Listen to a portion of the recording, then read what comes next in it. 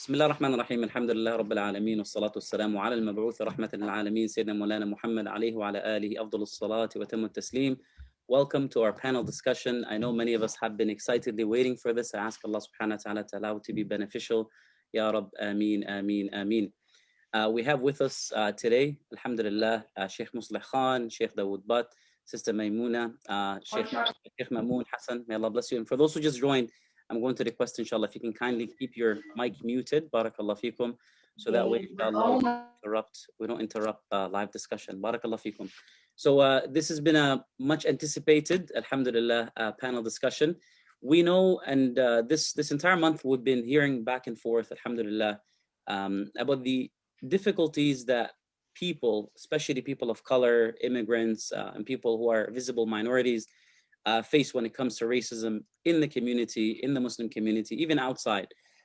We've seen events that have generated a lot of discussion, and now the conversation is alhamdulillah taking place, but we wanted to focus more on the practical side and offer some resolution, some solutions. What should we do? What steps can we take to contribute to the discussion positively? What steps can we take to make things better for our community as a whole, to change us individually, to change the way the community talks about these issues, and also to change the way that families and family dynamics, inshallah, in manageable ways, look and approach the issue. So let's introduce quickly, inshallah, our panelists. May Allah bless you. And I wanted to actually apologize on behalf of Sister Amal. She could not make it. She is ill. May Allah subhanahu wa ta'ala give her shifa, ya Rab. Ameen, ameen, ameen. So Sheikh Mamoon Hassan is a community developer, activist, public speaker, and culture producer. For over 10 years, Sheikh Mamoon has served as a Muslim Imam, associate chaplain, and as a spiritual health advisor at the Greater Niagara Health System. Sheikh Mamoon has taught Islamic history, comparative religion, and modern-day implications of religiosity. He specializes in telling Muslim stories through documentaries, short films, and music videos, halal music videos. He's the host of IIT Podcast Hour, Friday, Decoded, and the online series Virtuous Living. Sheikh Mamoon is also a media consultant for various Islamic organizations and the editor-in-chief for Al-Muslim Post, and he also sits on various Islamic organization boards. He currently resides in the Greater Toronto area with his wife and children. May Allah bless you and thank you for coming, Sheikh Mamoon. Jazakumullah khair. Sister Mu'mina is a life skills coach, human rights advocate, and mental health advocate. She is a non-for-profit project manager, a keynote speaker. She studied psychology at the University of York, life skills coaching at George Brown College, student of Al-Kawthar Institute, Al-Maghrib Institute, and she's currently completing a fellowship on Islamic spirituality at Al-Madina Institute. A lifelong student, researcher, and writer on the intersectionality of psychology and spirituality, she practices mindfulness living and studies mindfulness meditation from different perspectives and is a meditation guide. She's the founder of Becoming Institute, an upcoming development platform. May Allah bless you and thank you for coming and joining us. Sheikh Muslih Khan is born in Medina, Saudi Arabia, and is currently serving as one of North America's youngest imams at the IIT, Islamic Institute of Toronto, in Toronto, Canada. He also serves as the host of Ask Muslih, which is a never-ending online video series devoted to answering Islam's most frequent asked questions in a practical and simplified manner. He has completed a degree of intensive studies, or he has completed a decade of intensive studies at the University of Medina alongside some of Islam's most prominent scholars. In 10 years, Sheikh Muslih has acquired broad understanding of various Islamic sciences, making him one of Toronto's most active Islamic advisors. Upon returning to Canada, Sheikh Muslih has joined the speaker circuit and lecturing and teaching throughout the globe, in addition to appearing on various worldwide networks. May Allah bless you for coming and joining us. And I know you're very passionate about the Quran, and you're also doing great work with the chaplaincy for the Toronto Police. May Allah bless you and give you Jannat Firdaus, Ya Rab. Ameen. Sheikh Dawood, but the Director of Community Outreach and Education, we're happy to have you as well, Sheikhna. Sheikh Dawood was born and raised in Montreal, Canada, and he has always had a desire to learn and teach Islam. Following secondary study, he obtained a degree in automotive technology and graduated as valedictorian in 2002. During this time, he studied with local imams and was hired as an imam and Quran instructor at a local mosque, masjid. He went on to study at the Islamic University of Medina for 7.5 years during which he completed a diploma in Arabic language, followed by a Bachelor of Arts degree in Theology and Islamic Da'wah from the Faculty of Da'wah and Usul al-Din in 2010. With an eagerness to continue learning Islam, Sheikh Dawood then completed a Master of Arts degree with excellence in Islamic and other civilizations at the International Islamic University in Medina.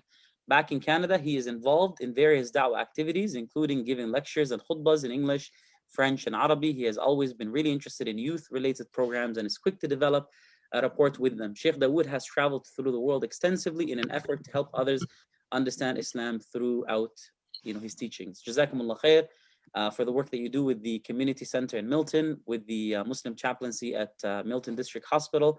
And of course, you were awarded the Imam of the Year award in 2015. May Allah bless you and give you Jannat Firdaus. Ya Rab, Ameen, Ameen, Ameen. That was a very long introduction. Khair, inshallah. I wanted to do justice to everybody who's here. May Allah bless you all and give you Jannat Firdaus. Ya Rab, Ameen. So I wanted to begin, inshallah, with the first question. And that is going to be, inshallah, I'd like for Sheikh Ma'moon to take this one, inshallah. Sheikh Ma'moon, when we were discussing this idea, you shared with me some of the struggles that, people have, especially people of color, the persistent racism that continues to exist. So let's first begin by defining some terms. I know there are some terms that you wanted to define quickly about race and racism, and also just, based on your own personal experience, what is it like, as someone of color, as an imam, of course, of color, and as someone who, who's well connected with the Muslim community and has seen the ins and outs of the Muslim community. Bismillah.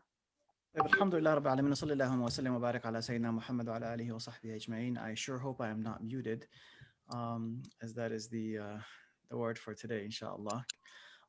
And before I begin anything, because I kind of wanted to start a little bit light, I do want to let you all know that despite the fact that I am at home, that I haven't left here in a couple of days, I strictly showered for you guys, and I actually put on my most expensive cologne, my wife's favorite, alhamdulillah. So just so we can feel like we're all in the same space, inshallah, I want you to picture this, bi'idhnillahi ta'ala.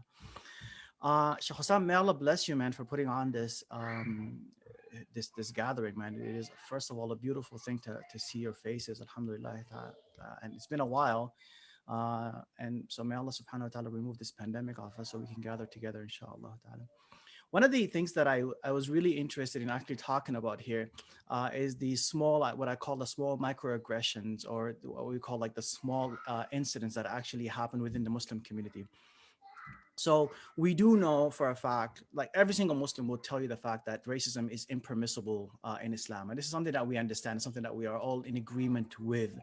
And there's no scholar in Islam that would ever try to tell you that there's a little bit of racism in Islam or anything such as that, even though there are sometimes some issues in interpreting some certain textuals, right, like certain traditions, certain texts, and so on and so forth. But that's stuff that is really quickly clarified, and it's no issues at all at times. The problem comes in how the community behaves towards people of color, or how they understand it. So, I mean, one of the examples that I always use, I've been an imam for quite some time. Actually, that bio that you have says 10 years. It's been 20 years now, Sheikh. So it's been 20 years now as an imam in the community. And one of the things that you get, for instance, so I have 4 children, alhamdulillah. Maryam and Jude, those are the 2 girls, and Malik and Umar, those are the 2 boys. And what happens is that there is this funny things that get said to them from members of my community, by the way, like some people even from, who come from my country, right? But also from most other parts of the community as well, as when they actually talk. So I mean, one of the funny things that I hear, for instance,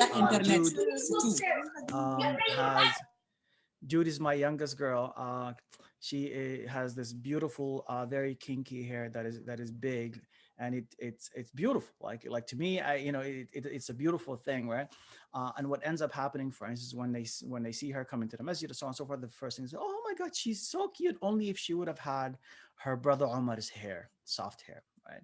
Or Omar, for instance, who is the darker skin in all of us in our household, for instance, and also beautiful, like beautiful boy. I don't say that because they're my kids. I'm quite critical of my kids as well. But all of a sudden, you say, "Oh, what a cute boy! But why is he so dark?"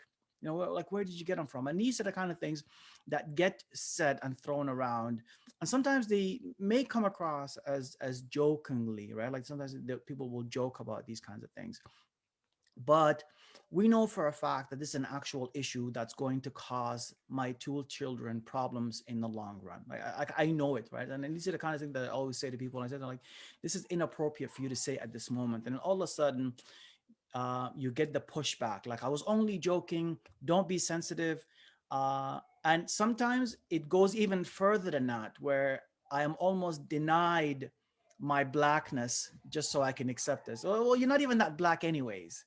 Do you see what's happening? What's happening? So it gets from bad to worse, to worse, to worse, instead of just acknowledging the fact that, listen, I have internalized certain thoughts that I should be critiquing and that I should be really like reflecting on, so I can remove these kinds of thoughts. And that's kind of really what I really wanted the actual committee self to do, in a sense, where we sit down together and we talk about these kinds of things. There's no need for us to be defensive about the kind of problems that we have, right? We know that racism exists inside the hearts of people, a lot of people. We know that it is something that is internalized through our environments. So no one is ever going to say this is something that is your fault. But how you fix it or you don't fix it, whether you stay that way or not, that is something that is strictly your responsibility. جزاكم الله خير, Sheikh Ma'mun. And you know, subhanAllah, the jokes that are said, you know, this really resonates well with me, because I remember, you know, sometimes when we're doing youth work and we're playing, you know, soccer, we're playing basketball, you know, some comments are said by, you know, sometimes board members, sometimes even, you know, senior members, and it's not intending anything. It's just, you know, a passing comment. It might be offensive. It depends on the, you know, the lens that the person is interpreting it, you know, through. But that leads us to a question. You know, the person, when they're confronted, don't joke about this stuff. They would say, "Oh, you're being too sensitive. Come on, I didn't mean anything by it. Like, why do you have to look through every, you know, look at everything through a specific filter? We don't have the same, you know, I'm not being racist." So the question then is, and maybe I can, you know, subject this or send this to whoever likes to take it. Sister Maymuna would like to hear from you as well. How do I know if I'm being racist?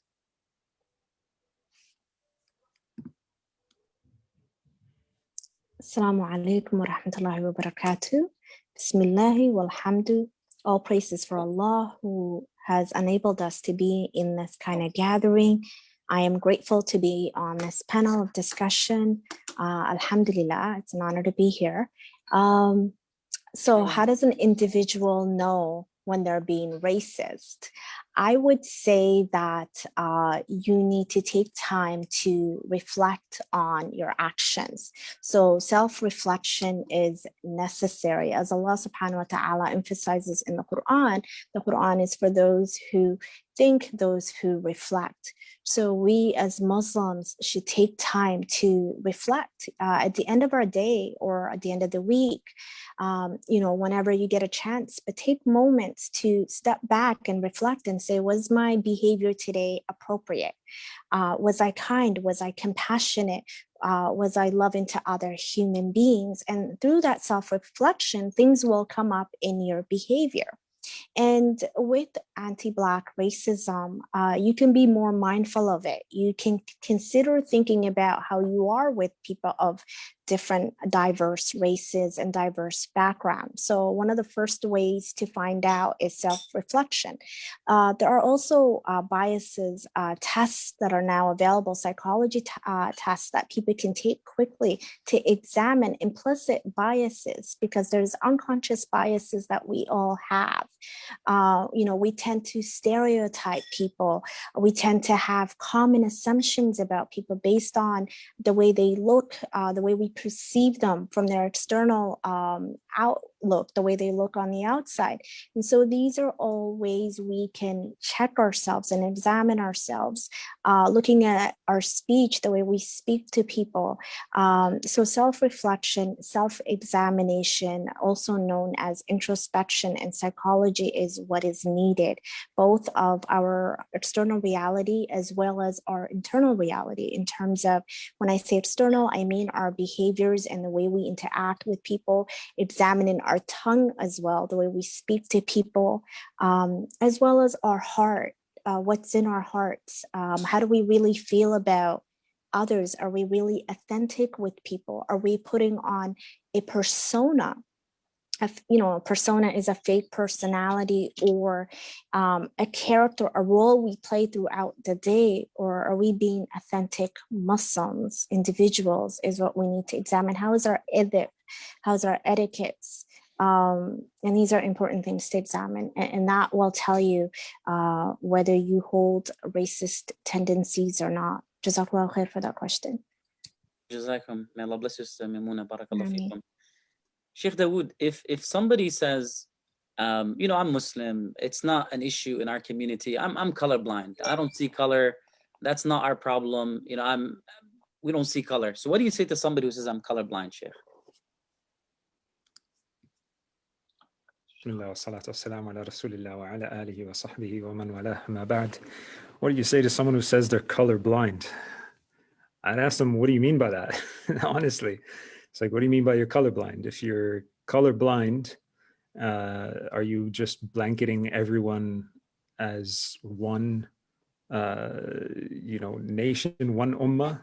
If that's the case, and you're not judging each other, all right, that's a different story. But if someone is saying, you know what, I don't really care about other races, other cultures, other languages, other ethnicities that come, and we should just speak the truth and just be blunt with each other, well, that's not the way of the Prophet sallallahu alaihi wasallam, right? Examples that we learn from the Prophet sallallahu alaihi wasallam is that he would learn languages of the other tribes or dialects of the other tribes, or even when the muhajirun who went to Habasha, when they returned, right? He would use some of the words in the Abyssinian language that he knew. He didn't speak it fluently, but he used some of those words, like sana, like is beautiful, very beautiful, right? So the Prophet sallallahu alaihi wasallam was one that understood other cultures and other people and tried to respect that as well. I think the problem we do have nowadays is sort of the opposite, where people will say, you know what, it doesn't matter where you're from, right? This is our masjid and this is the way we do things, and like it or not, you got to follow through. And if you don't, well, hey, go somewhere else. That's not really the approach that we're supposed to be having. So I think that's it's an interesting, I would definitely ask that person, what do you mean by that? Jazakallah khair, Sheikh. Yeah, it's actually said quite often in the community. I've heard it a few times. And my first reaction to it, like you, was, Allah subhanahu wa ta'ala says in the Quran, إِنَّ فِي خَلْقِ السَّمَاوَاتِ وَالْأَرْضِ وَاخْتِلَافِ أَلْسِنَتِكُمْ وَأَلْوَانِكُمْ, in the differences in your skin tones, in your pigments, and in the language that you speak, لَآيَاتٍ, these are signs for you to reflect on. So how can you deny that which Allah subhanahu wa ta'ala defines as a sign in the Quran? If it's a sign, then you're supposed to look at it, you're supposed to acknowledge it, you're supposed to think about it, you're supposed to, like you mentioned, Sister Maimuna, reflect on it. So color is something that we should reflect on. It's not something we dismiss and ignore. It does define the way people are going to be seen and perceived, because that's going to be socially constructed and engineered across time and space. So although color is something that Allah subhanahu wa ta'ala has set in motion, and it's a way of demonstrating Allah's capacity that He can create and articulate, and there's beauty in these creations. But we unfortunately add value to specific colors and specific pigments, and we remove value, and we ostracize and we stigmatize,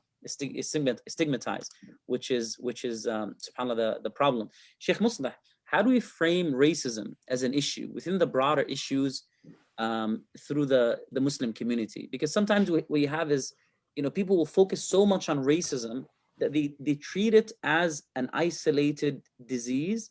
They don't look at the things that contribute to it, the things that it's a part of, the greater network that it's belonging to. And then so many people focus on that without looking at the root causes. So how do we treat racism and discuss racism while also integrating it in the network and discussing in relation to Islamic integrated activism?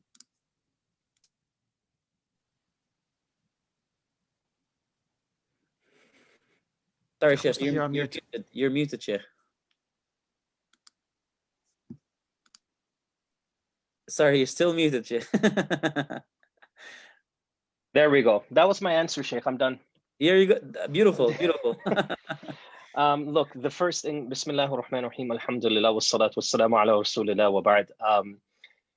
Particularly with the Muslim community, for me personally, I encourage the congregation and the community to understand that racism exists internally within the ummah, and there's no denying that. Every member of this ummah knows it's there, whether it's at a small capacity within our communities or larger capacity. The point is we all see it and experience it, and it's very much alive internally.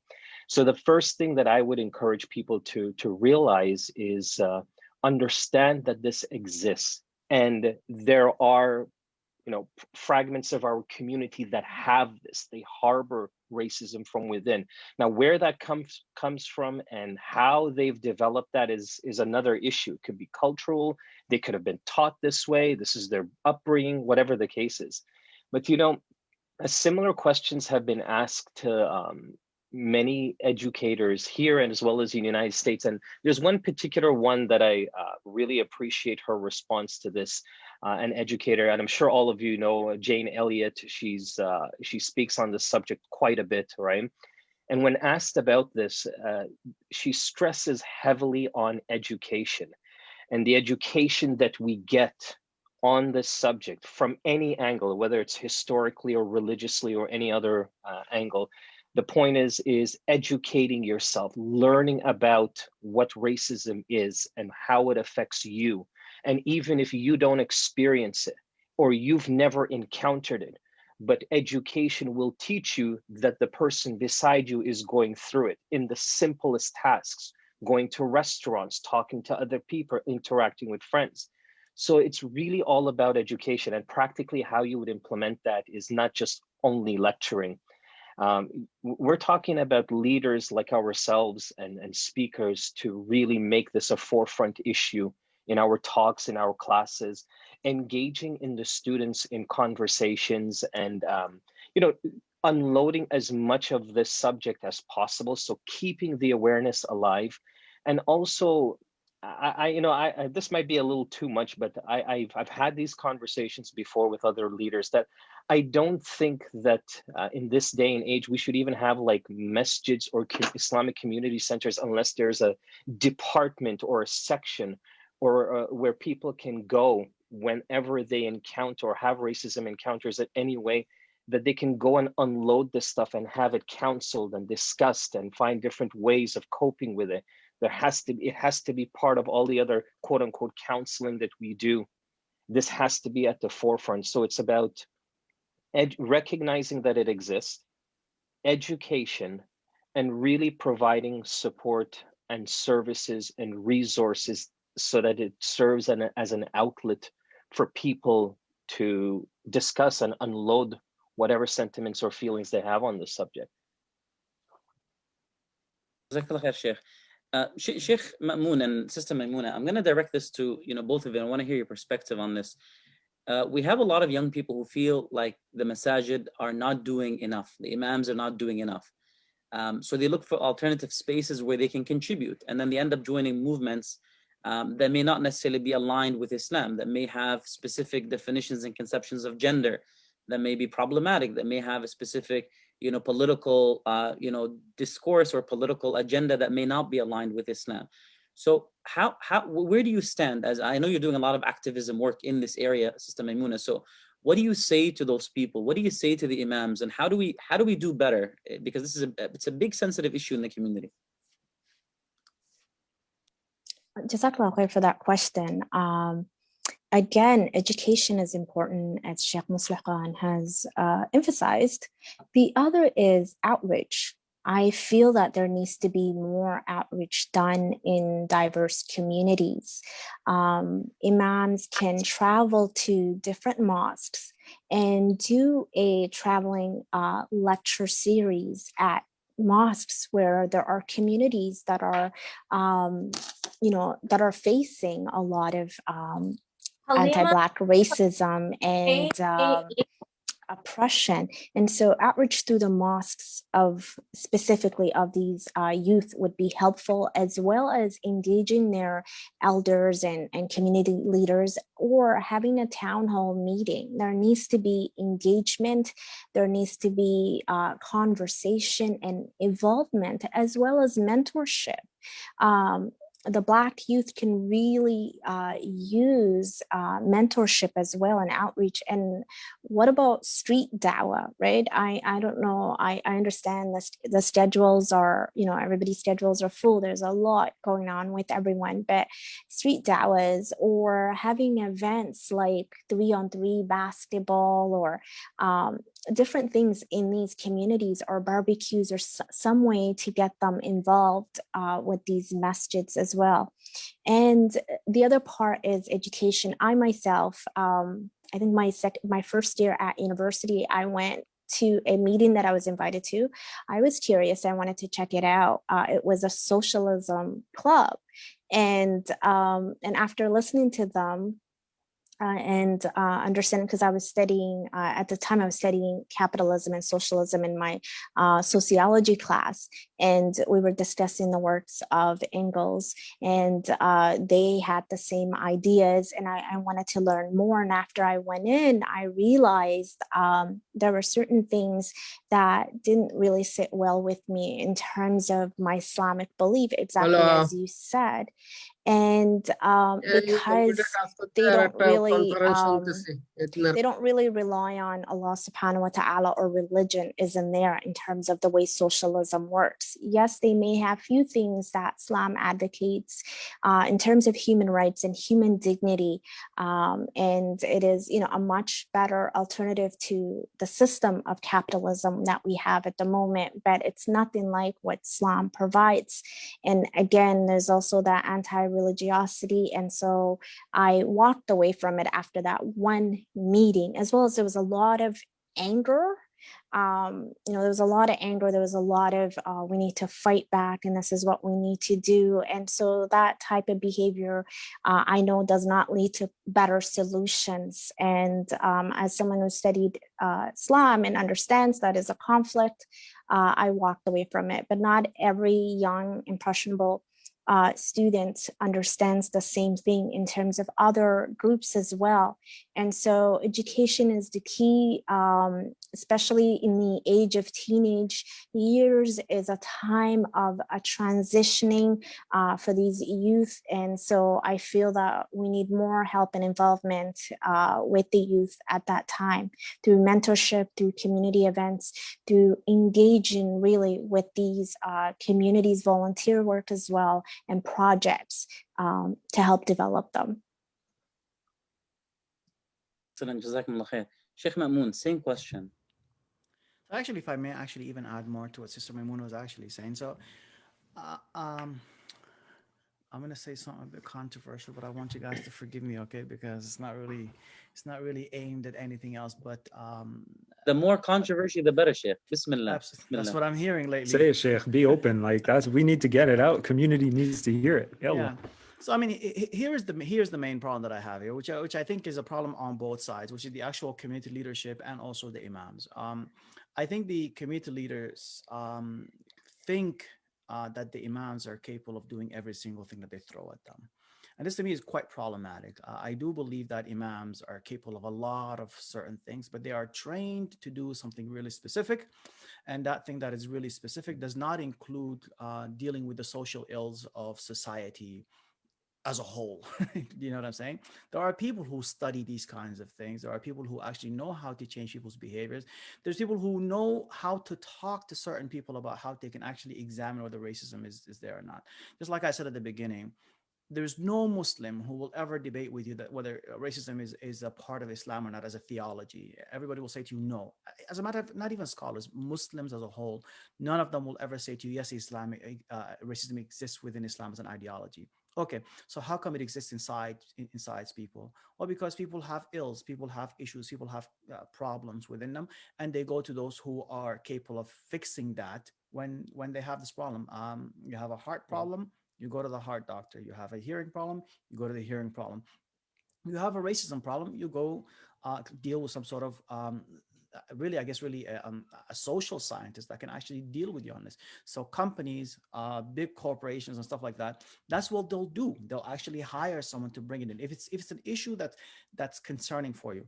The reason why, Sheikh Hassan, I'm going to tell you this right now. The reason why people leave the masajid and they join other communities, organizations, is because they don't see the community as leaders and as imams and as organizations as taking this issue as serious enough in the first place. They honestly believe that, okay, fine, we'll tell the imam to give a khutbah on Friday and that's sufficient. No, it's not.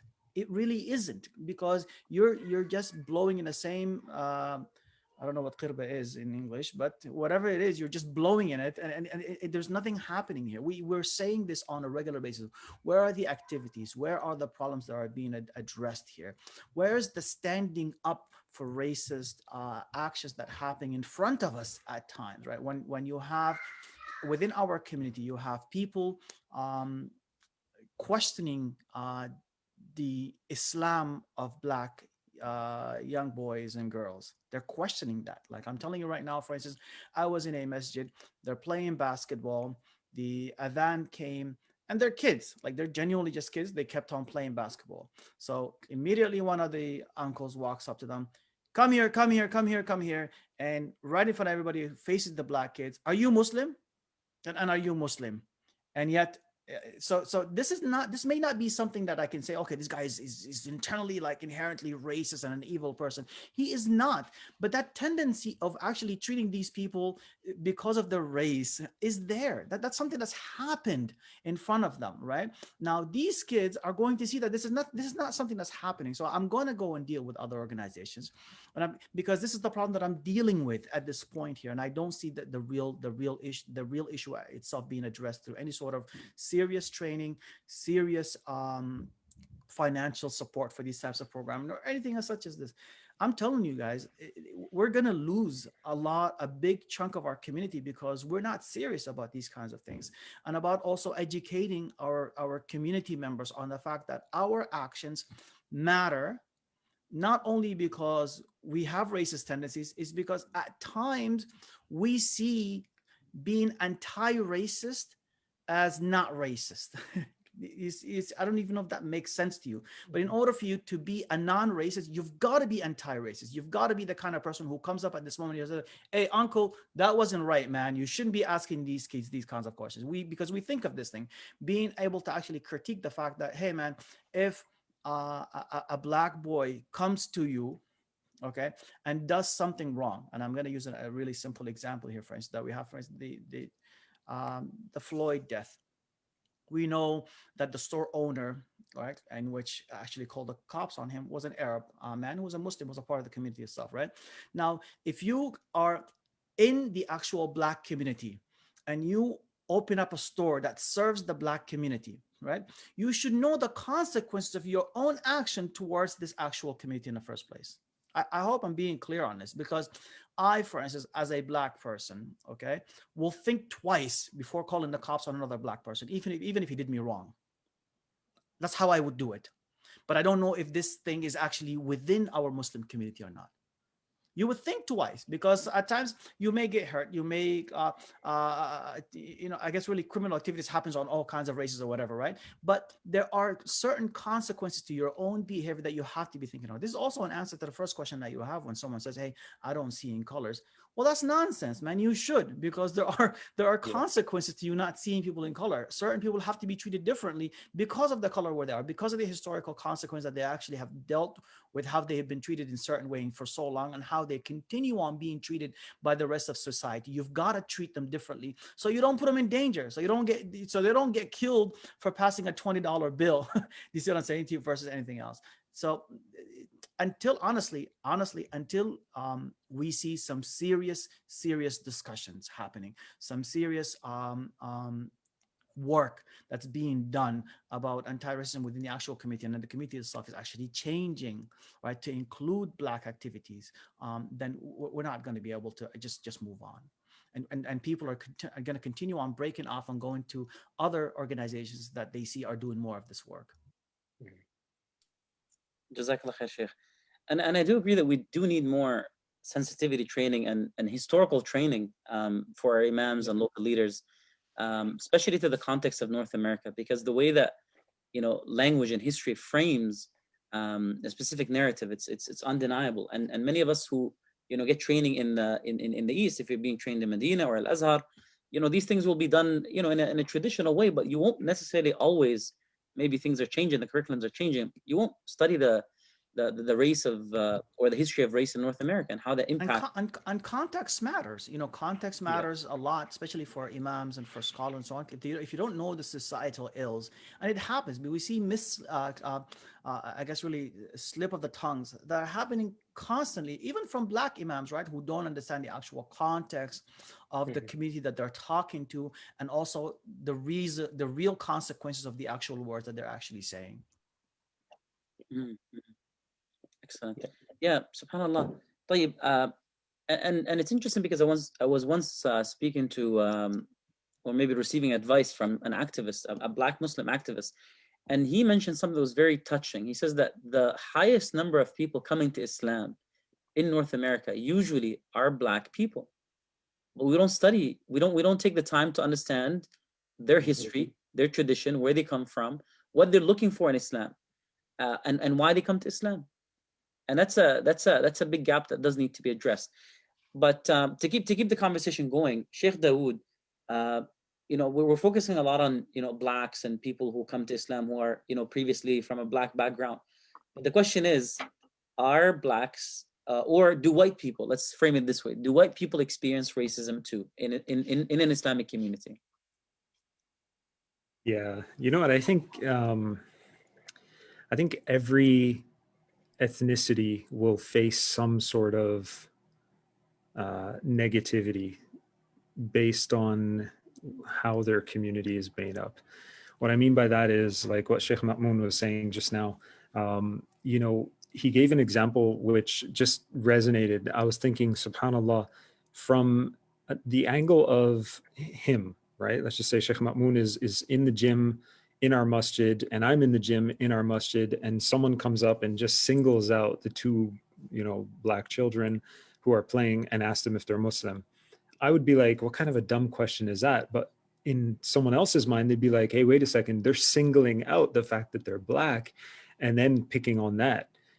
So I think it's important for us to have diversity, not just in our communities, but in our leadership and those that back the leadership.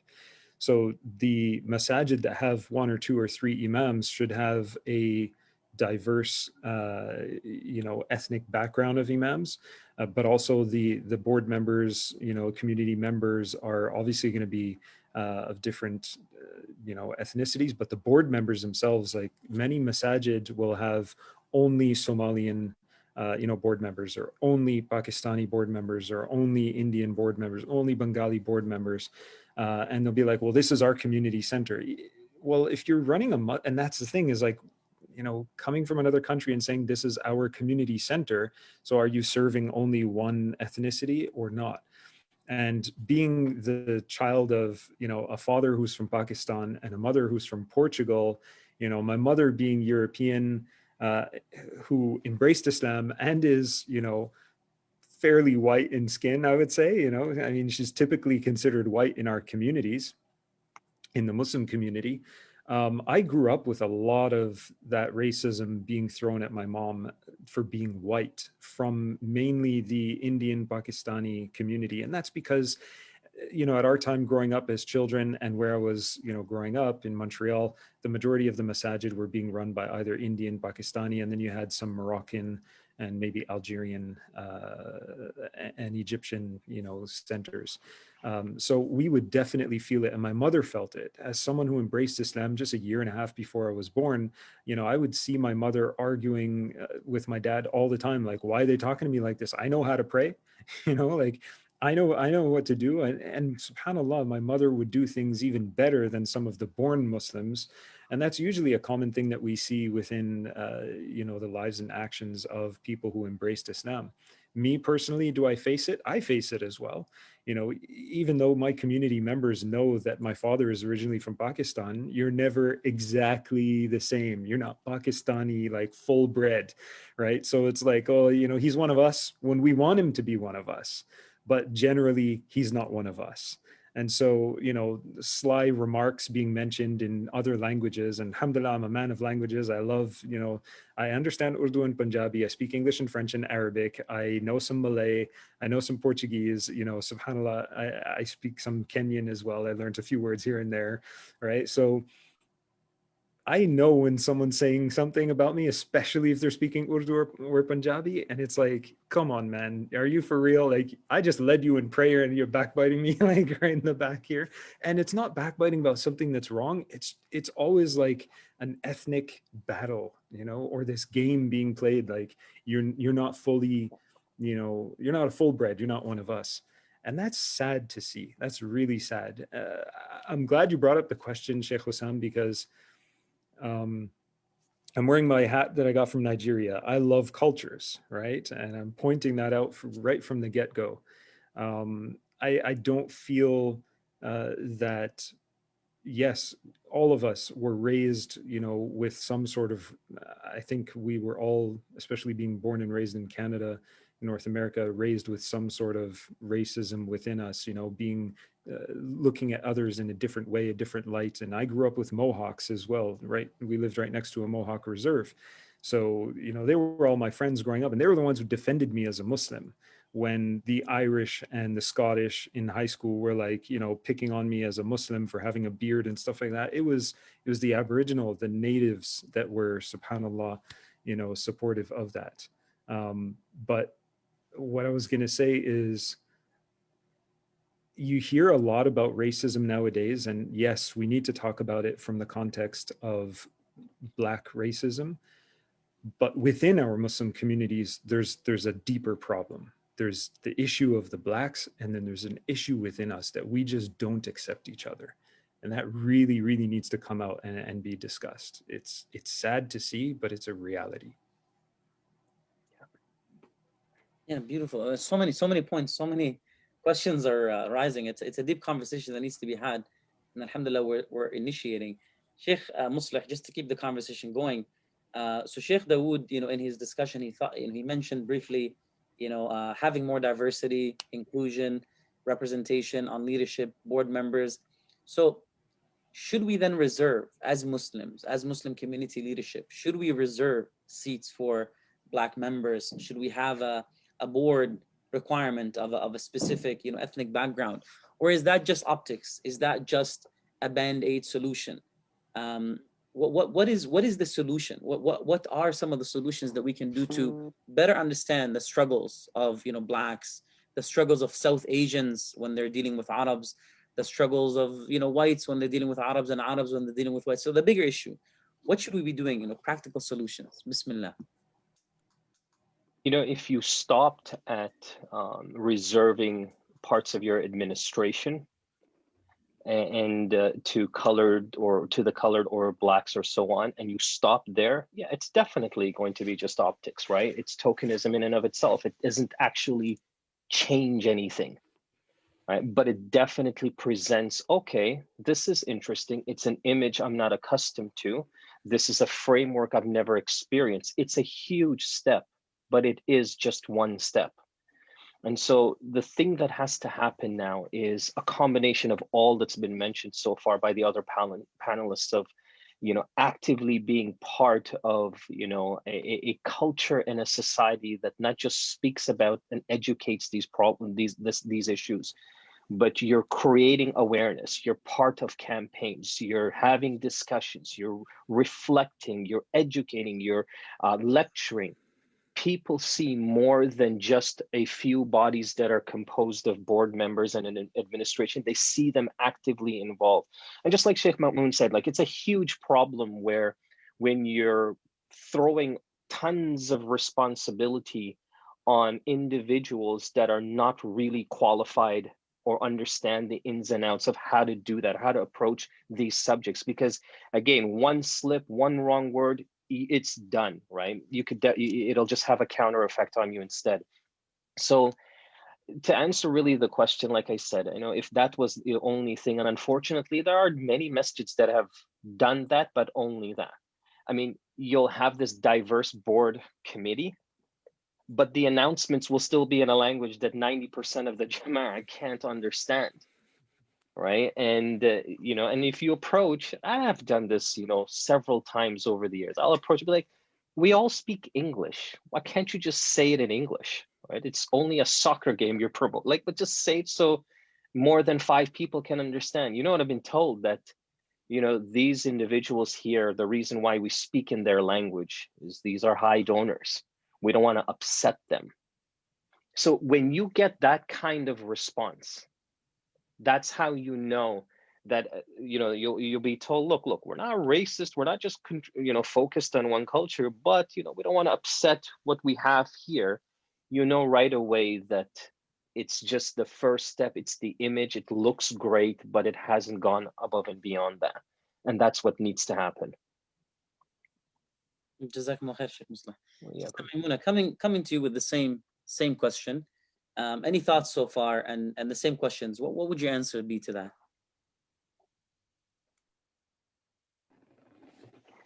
Assalamu alaikum. Yes, I agree with what Sheikh Muslim said in terms of just putting board members on the masjid committee does look a bit tokenism and unauthentic. And so we need to resolve the root causes of anti-Black racism. And we also need to look at the systemic causes as well, and the systemic issue and the broader things that our communities are also dealing with as well. And so I was just trying to make notes here. So what we also need is diversity and inclusion training. So there are these trainings that now happen at business companies when they do find employees that are racist. And so I feel the same things need to happen at our masjids as well as our Islamic school as well, so that we have a greater understanding and education that is built in as the children are also growing up. In terms of Islamic education curriculum, is African American history included in that, as well as African history, as well as African Islamic history as well. That is something I seeked out myself and I have added to my life. I had to do my own research at the library studying African American history that was not provided at the lower levels of schooling other than university, as well as studying from Sheikh Abdullah Hakim Quick. Why is he the only scholar that we see around who provides that types of education? And we need to see more scholars who are of all diverse backgrounds teaching the same education. For me, understanding the African Islamic history provided me with a lot of pride. I don't want to say the word pride, but it provided me with a lot of peace in terms of coincide my different diverse intersections as a Black Muslim. That provided me with a identity, a sense of belonging in Islam as well as a Muslim, right?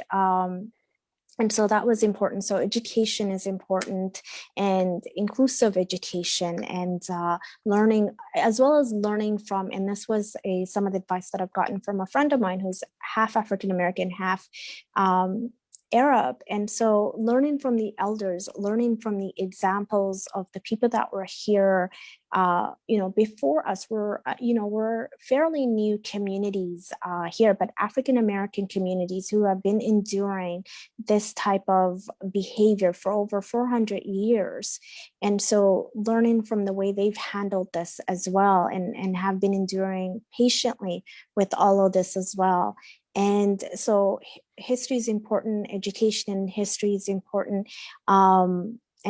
And as well as, like we said before, it's not just board members. We need to see imams and those that are associated with the masjids and Muslim leaders as well, condemning when there is an act of racism and hatred, and publicly speaking about this as well, and speaking truth to power, and standing up as well for what the Black communities are facing. Whenever there is a police murder, speaking up against that as well. Whenever there is injustice, speaking up as well against that, and standing up with those communities and with those families who've lost a loved one, and providing them with help and aid as well and support. I don't think we do that enough. And so all of that is important. And yes, I think it would help to have a diverse board members as well on the masjids, definitely. Jazakumullah khair. I have 2 points that I want to, send back to you, Sister Maimuna, just for clarification. Number one, there are people that may be listening to this and they don't fully understand the struggle of, being a Black Muslim, a Black Muslim woman, the intersectionality, especially some of the seniors. Some of the seniors, they have wisdom and experience that we learn from, and we're standing on their, shoulders, standing on the shoulders of giants. May Allah bless them.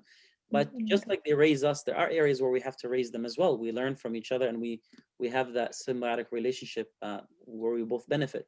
So tell us a little bit more about the struggle of being a Muslim, a Black Muslim woman, especially in the community, in the masajid, just so we can feel it. Just, sometimes, we need to hear the stories to make sense practically of the situation, right? That's one. Mm-hmm. And two, when you said speak into power, speak into, speaking about injustice, being clear where you stand, and speaking the truth. Once we try to do, I remember I actually tried to do a panel discussion where I invited, a Black activist, a Muslim Black activist, invited a few other people, and we also wanted to invite the police chief. And of course, one of the activists said, it doesn't make sense for you to bring me to the panel discussion where you're also going to have representation from the police, because the situation is so tense, and there's this dynamic that's going on, and sometimes we as Muslims trying to fix or trying to basically contribute to the conversation, we're not aware of the subtleties and not aware of the sensitivities. So again, to give back to you, one is, what's your experience like, and two, what advice would you give to people like, like let's say the imams decide, we want to contribute to the conversation. What should we be wary of? How should we approach this sensitively to keep the context and the dynamic in mind? Jazakallah khair for both questions. So as a Black Muslim woman, how I feel and what I call this is the double-edged sword. And so as a Black Muslim person, I am facing a lot of hatred and racism from the collective society here, especially, what we call white supremacy. And so as a visibly Black person, and as a Muslim person, I face injustice from the simplest things as shopping at the mall. I was at Zara this past November purchasing an item. I was told that I needed to show my ID to make a purchase before even the cashier asked me what method of payment I was using. And I was doing an exchange because I had bought something online, and she didn't even ask what method of payment, even if I had cash or credit or anything, but she just told me right away that I would require an ID to make that purchase. And so when I questioned that rule, I've managed retail, so I have a background in retail. And so when I've asked that question for clarity, she called her manager and said, do you want to talk to the manager? The manager said the same thing to me. The manager never double checked anything. So then I went on to speak to head office about this issue. And the person at the head office said to me that, and I did mention, what actually it was a debit card that I made the purchase online. And so I would be using a debit card, and with debit card, you don't require an ID. And she actually insisted and said, you do need an ID for a debit card, and the amount was $425. And she said to me, you do need it for anything over 400. And I know for sure that is a lie. And so that is something that I am planning on presenting to the public as well, and speaking about this publicly. And I will challenge this as well in court at the HRTO, the Human Rights Tribunal of Ontario. So I will take these steps. It's a lot of time, it's a whole process, but I will take these steps to make sure that others are not treated in the same manner, and I'm sending them a message and a lesson. And so, and this is something we have to do. It's a constant battle, and it's exhausting.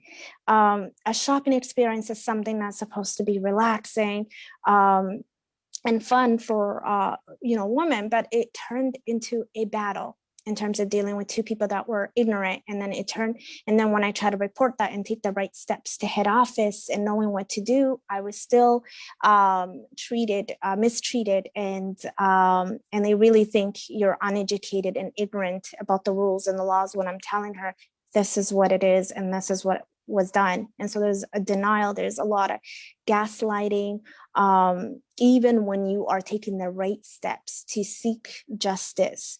There's a lot of injustices in other systems as well. Today, I'll be sitting down with another sister after this discourse to discuss anti-Black racism in the healthcare.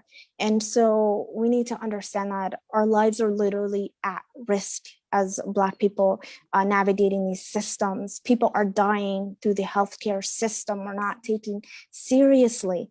And so women are dying when they're giving birth.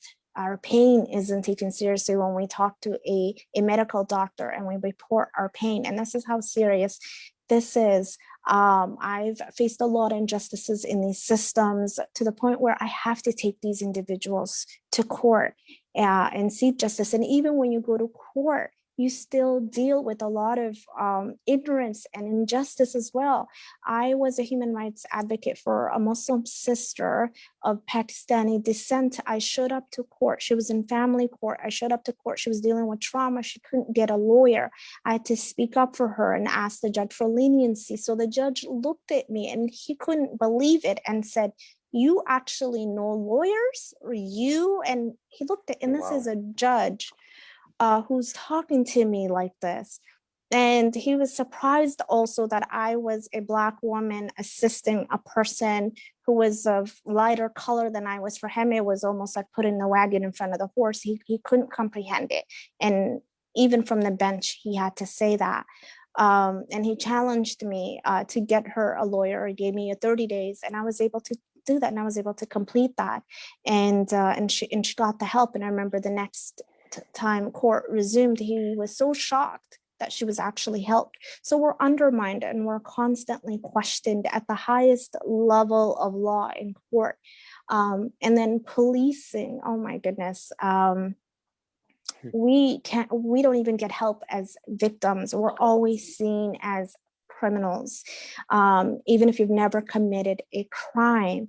The way our communities are set up, it's called redlining. When we moved into these communities where I've come from a Somali background where we like to live together, right? So that we're able to support each other and help each other.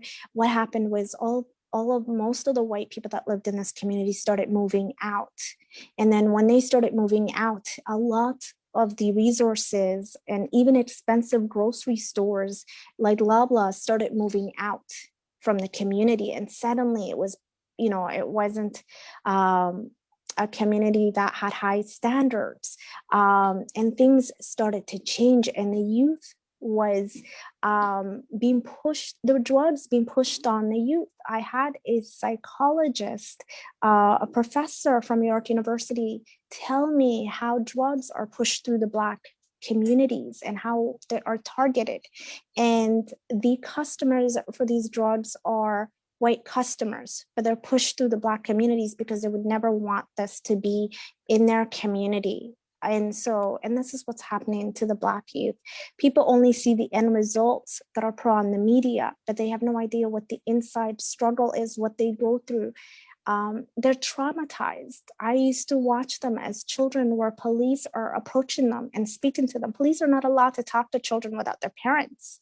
They're not allowed to question them. And so they would approach them every day. And so all that policing You know what I mean? We've become what we believe. These children start to believe that they're criminals who need to be policed. There's over-policing in our communities. There's barely any police in white communities. And we've had this discussion in university where white individuals were like, we really don't see police unless something really serious happens, like murder or something. But they're here every other day. You hear the sirens every other day. The elders are traumatized. So these youth are dealing with trauma. The underlining, people talk about youth violence and youth addictions, but the underlining factor is trauma. These communities are traumatized. They don't have the right resources to psychotherapy. Again, and that's not even covered by OHIP. And again, that's another way the system is failing these communities.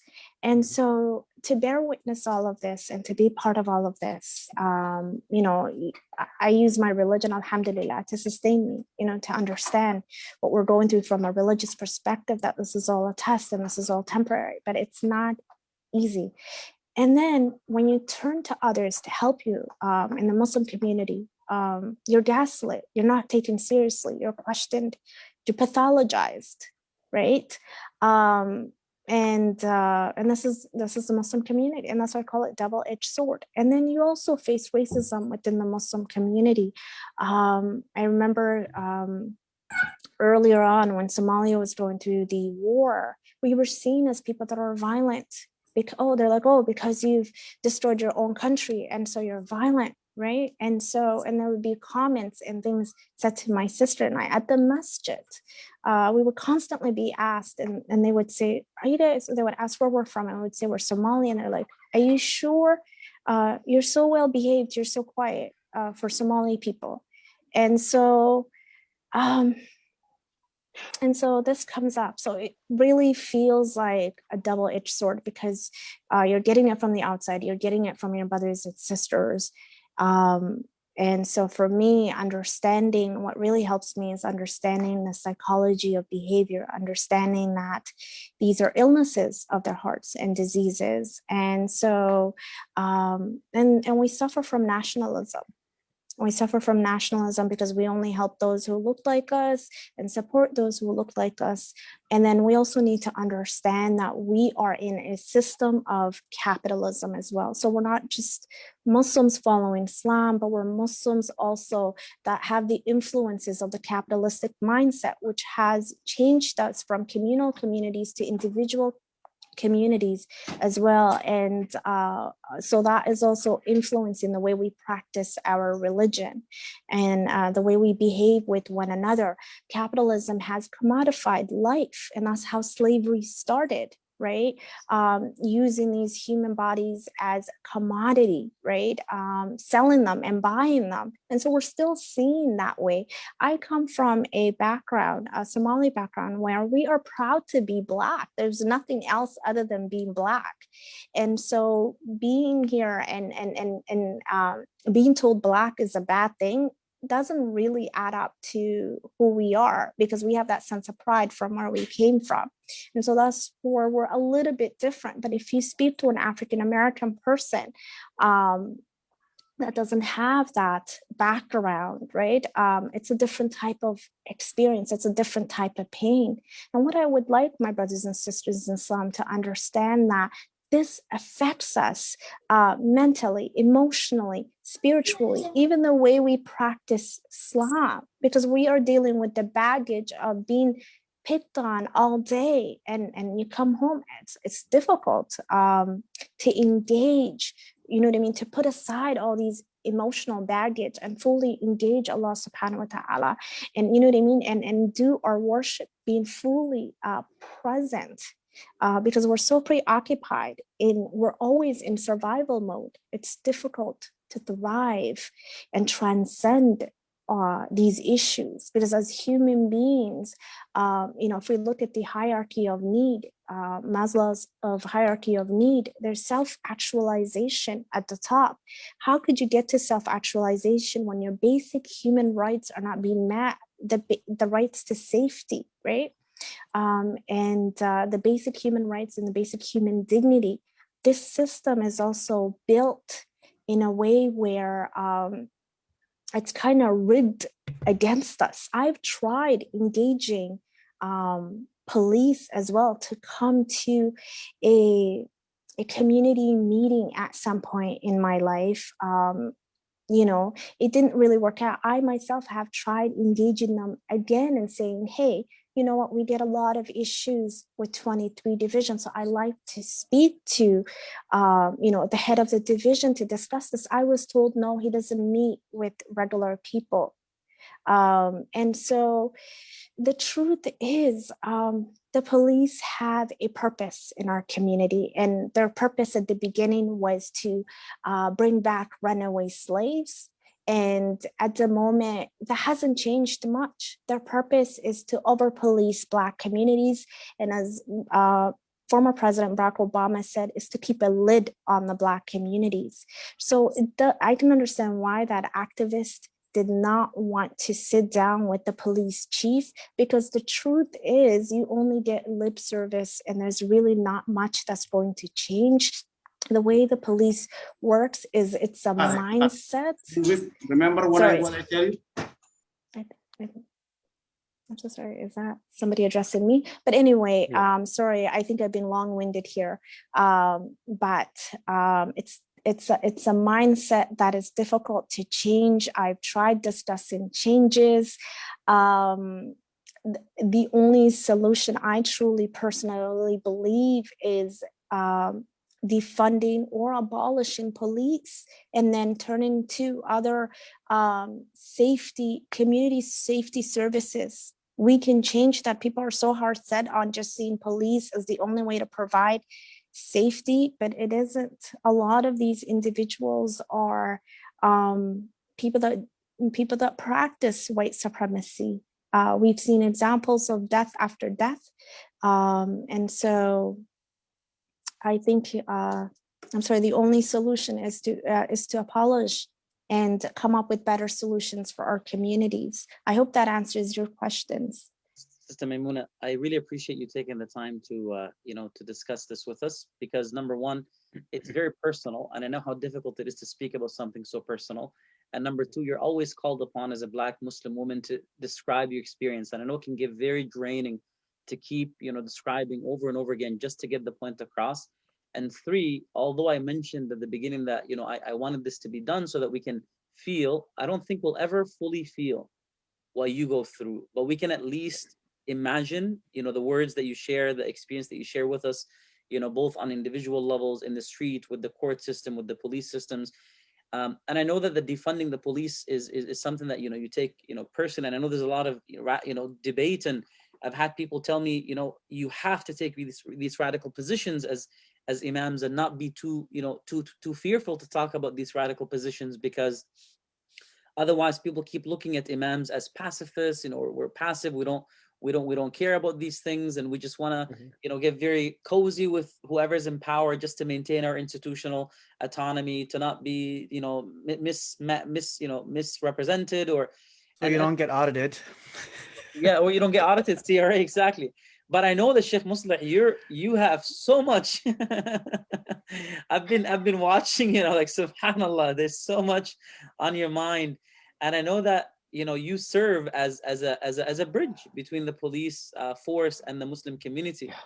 And I know we get criticized a lot as ISNA, because we invite police to our events, and a lot of Somali sisters and brothers come to us and like, why are you doing this? What's the point? What message are you sending? These are institutions that are built upon injustice and pervasive injustice. And so where do you stand? Where do we stand as institutions, Sheikh Muslih?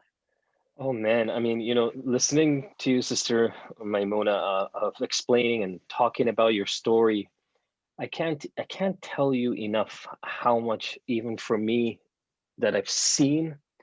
I've had a chance to even taste this once in a while, especially when I became chaplain. It was my first real, blast of what this reality is, that if you are a person of color, and then in addition to that, you're Muslim, and here you have this prestigious position of being a chaplain, the only Muslim representative for the Toronto Police.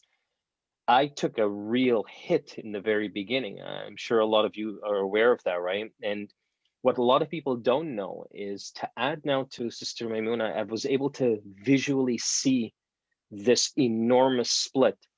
So at that time, what the chief did is he called me into a meeting, and I sat into a meeting. There was over 35 officers, inspectors, supervisors, you name it. And you've got little mini old me sitting right in the center.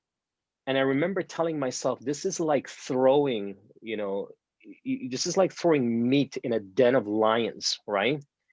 And I was there, and they wanted to address all of their issues or whatever they had of things that were twisted and turned that I said in lectures. They were cherry picked and that sort of thing, right? So I said, Bismillah, let's do this. Here's the thing though.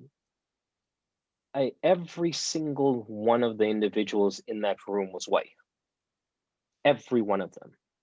So I knew this was my first introduction. I knew what was going to happen here, and I got chewed up and spit out. Like, I don't even know how I came out there sane. I came out there and I was going to quit da'wah. I was going to quit being chaplain. I was going to quit it all. But then, it was people like Sister Maimuna that, if they're in the middle of all of this and they're battling through it every day, in the littlest things, as you mentioned, just going and buying something at a store. And I have to confront this when I'm doing a particular, or I'm involved in a particular role, then I have nothing to complain about. I've got to keep standing up to do this. So I continue with that work. So now, to coming to your question, to finding how I balance that is almost a completely impossible task.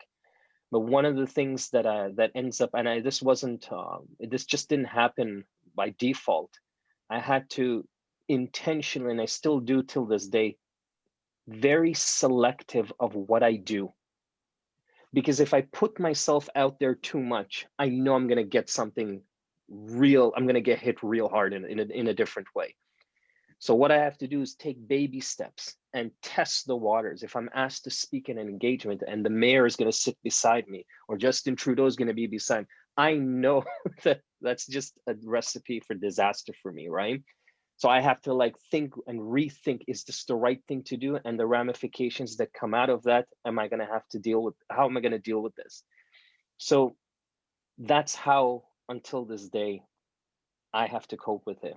And to add to this conversation, this hasn't been mentioned, but this plays, at least for me personally, after I went through what I had to go through to becoming chaplain, it really, really painted a permanent stain and this level of pain that I feel and I experience till this day. It's been almost 5 years now. And nothing in comparison to what Sister Maimuna and others would go through on a daily basis. No, nothing even close to that. So what's that done? That pain now has caused me to hesitate. Because why? When I went through that, Sheikh Hussam and all the other imams, this might shock you when I tell you this. When I went through that experience, do you know how many masjids called out and asked, hey, what can we say or do to help you out? 0. Do you know how many imams called out and say, hey, can we help you and speak on your behalf? 0. Until this day, my biggest critics of that experience and why I am chaplain comes from my own brothers and sisters, nowhere else, until this day. So how am I balancing that? It's kind of like, sometimes you gotta just jump in to the water, even if you can barely swim, and try to tread some water somehow just to stay afloat. So you just throw yourself into it. Whatever happens, you kind of deal with it. But it's the support, if it's the support behind that you hope for should be there, is where I think we have so much work to do. Sister Maimuna, I'm sure you're standing alone 90% of the time in all the fight that you've got to go through and those court battles and everything. You're a one-person individual there working and battling through this alone. And like I said, I can't imagine what it's like being in your shoes, but sometimes I feel like I have one of your shoes on, not both. And I get to sort of see and experience, and it is incredibly painful and disheartening. So, Sheikh Hussein, I don't really know how I handle to balance both sides, but I can tell you that anytime I'm called upon to represent the Muslim community in any way in this work, I try to make the best of it, but mentally prepare myself for some kind of ramification to come out behind it. And that's how you're just kind of walking on eggshells. Bless you.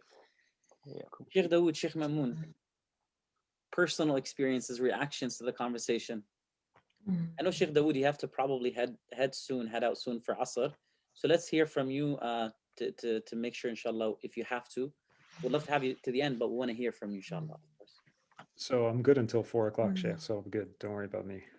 Okay, I just, I don't know what to say after, after hearing what we just heard for the last 20 minutes, subhanAllah.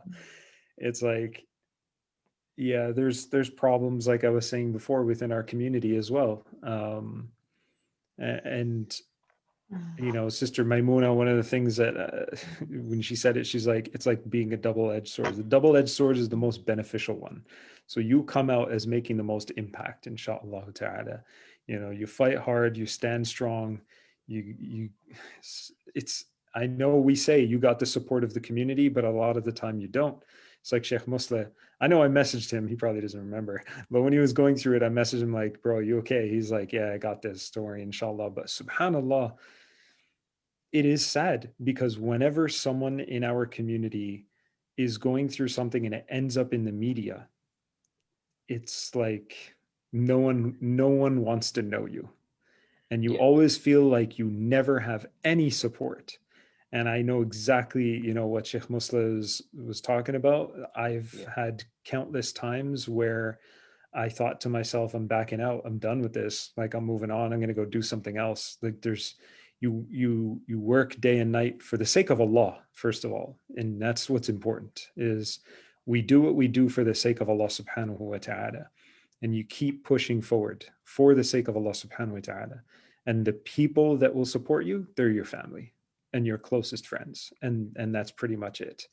Even the organizations that we work for, right, that we support when they need help, we support them with fundraising, we support them with being a spokesperson for them, we support them with being the liaison between, like the police or authorities, mayor and lawyers and judges and stuff like that. When you need something, they won't be there for you. And it's hard to accept, but that's okay, because we have Allah subhanahu wa ta'ala. Allah subhanahu wa ta'ala will make a way.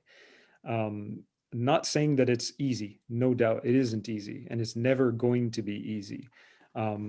I've felt, I've been targeted so many times at the airport here in Canada, and I've always said the hardest country for me to go in and out of, Canada.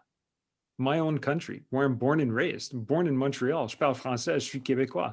But hey, the hardest country for me to go in and out of, Canada. You land in Canada and you're treated like a foreigner. Like, I'm born here, man. And you're being questioned by people who probably aren't even born here. They came from other countries, but they just want to, show that they've got some power and authority. And that's what's really sad, is that level of power and authority that people try and show or display, or they want so badly. Like they have this thirst for showing some sort of authority. I've had people, authorities in the airport, rub their fingers through my hair with gloves on and then take their gloves off and scan it for drugs. I've had them right in the area where the metal detectors are, put their hands in my pants and do a backhanded pat, both in the front and the back, in front of other people. And I remember one time here in Pearson Airport, there was a family from our community, and they were standing at the next line, waiting for that metal detector. And there's a little kid about 12 years old. He's like, Sheikh Dawood, what's going on? And an officer has his hands in my pants, both hands in my pants. And I'm just like, subhanAllah, like, how do you feel, right? With kids watching you like this, and this is the way you're being treated. So is there a problem? Yes, we know there's a problem. How do we tackle it? We tackle it first by turning to Allah subhanahu wa ta'ala. Like, there's no power and no might and no assistance from anyone that will ever do any justice to us except that of Allah subhanahu wa ta'ala. And next, your parents, right? Your parents either make you or break you, right? And when they break you, it's because they're making you into a stronger person. Those who complain that their parents never supported them, never did anything for them, you find that those parents actually gave them a special gift. They broke them to pieces, their children, in the sense that they were so emotionally, shattered that they became stronger and better, right, at what they do and who they are. And I think that's really important for us to share with our community members.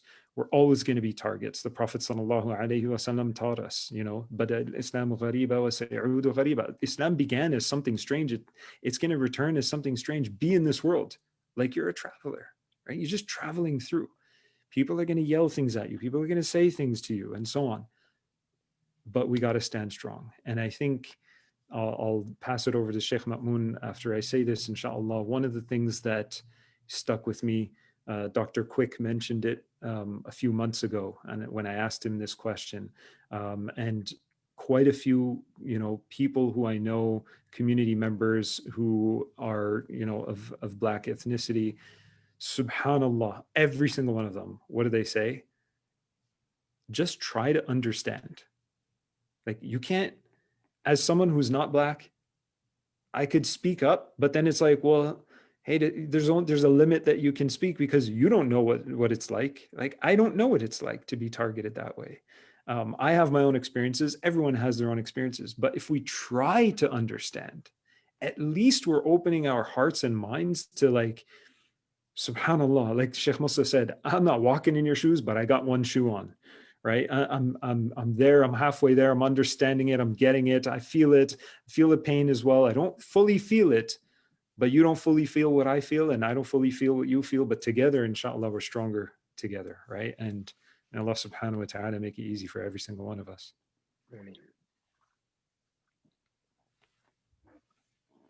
Off to you, Sheikh Ma'moon. Yeah, I mean, so I guess really I could say something real quick. I don't think it's enough to just try to understand. I don't think it's enough to just to try to understand. And I respect Sheikh Abdullah Hakim Quick. No, it's not that it's enough. It's a start. Yeah, I'm just saying, even as a start, that's not sufficient. That's not enough. I think there's got to be a real plan for our communities to actually do some real work. And I'm not belittling what you're saying, Sheikh Dawood. I'm just saying we need to commit ourselves to a little bit more than that. We need to commit ourselves to actually taking on projects where we can end racism within our community. We need to come up with real plans with real things. Like lip service is just no longer enough. These what we call so-called radical positions of abolishing the police, for instance, they're no longer radical really for a community like ours as well. They're no longer radical. These are the real positions that imams should take on. And with all due respect to Sheikh Muslih Khan as well as a representative of the police and so on and so forth, these are the things that he has to take back to the actual to the Toronto Police Services. Toronto Police Services has been oppressing Black people, has been oppressing people of color, has been oppressing even Muslim people recently. Do you know what I'm saying?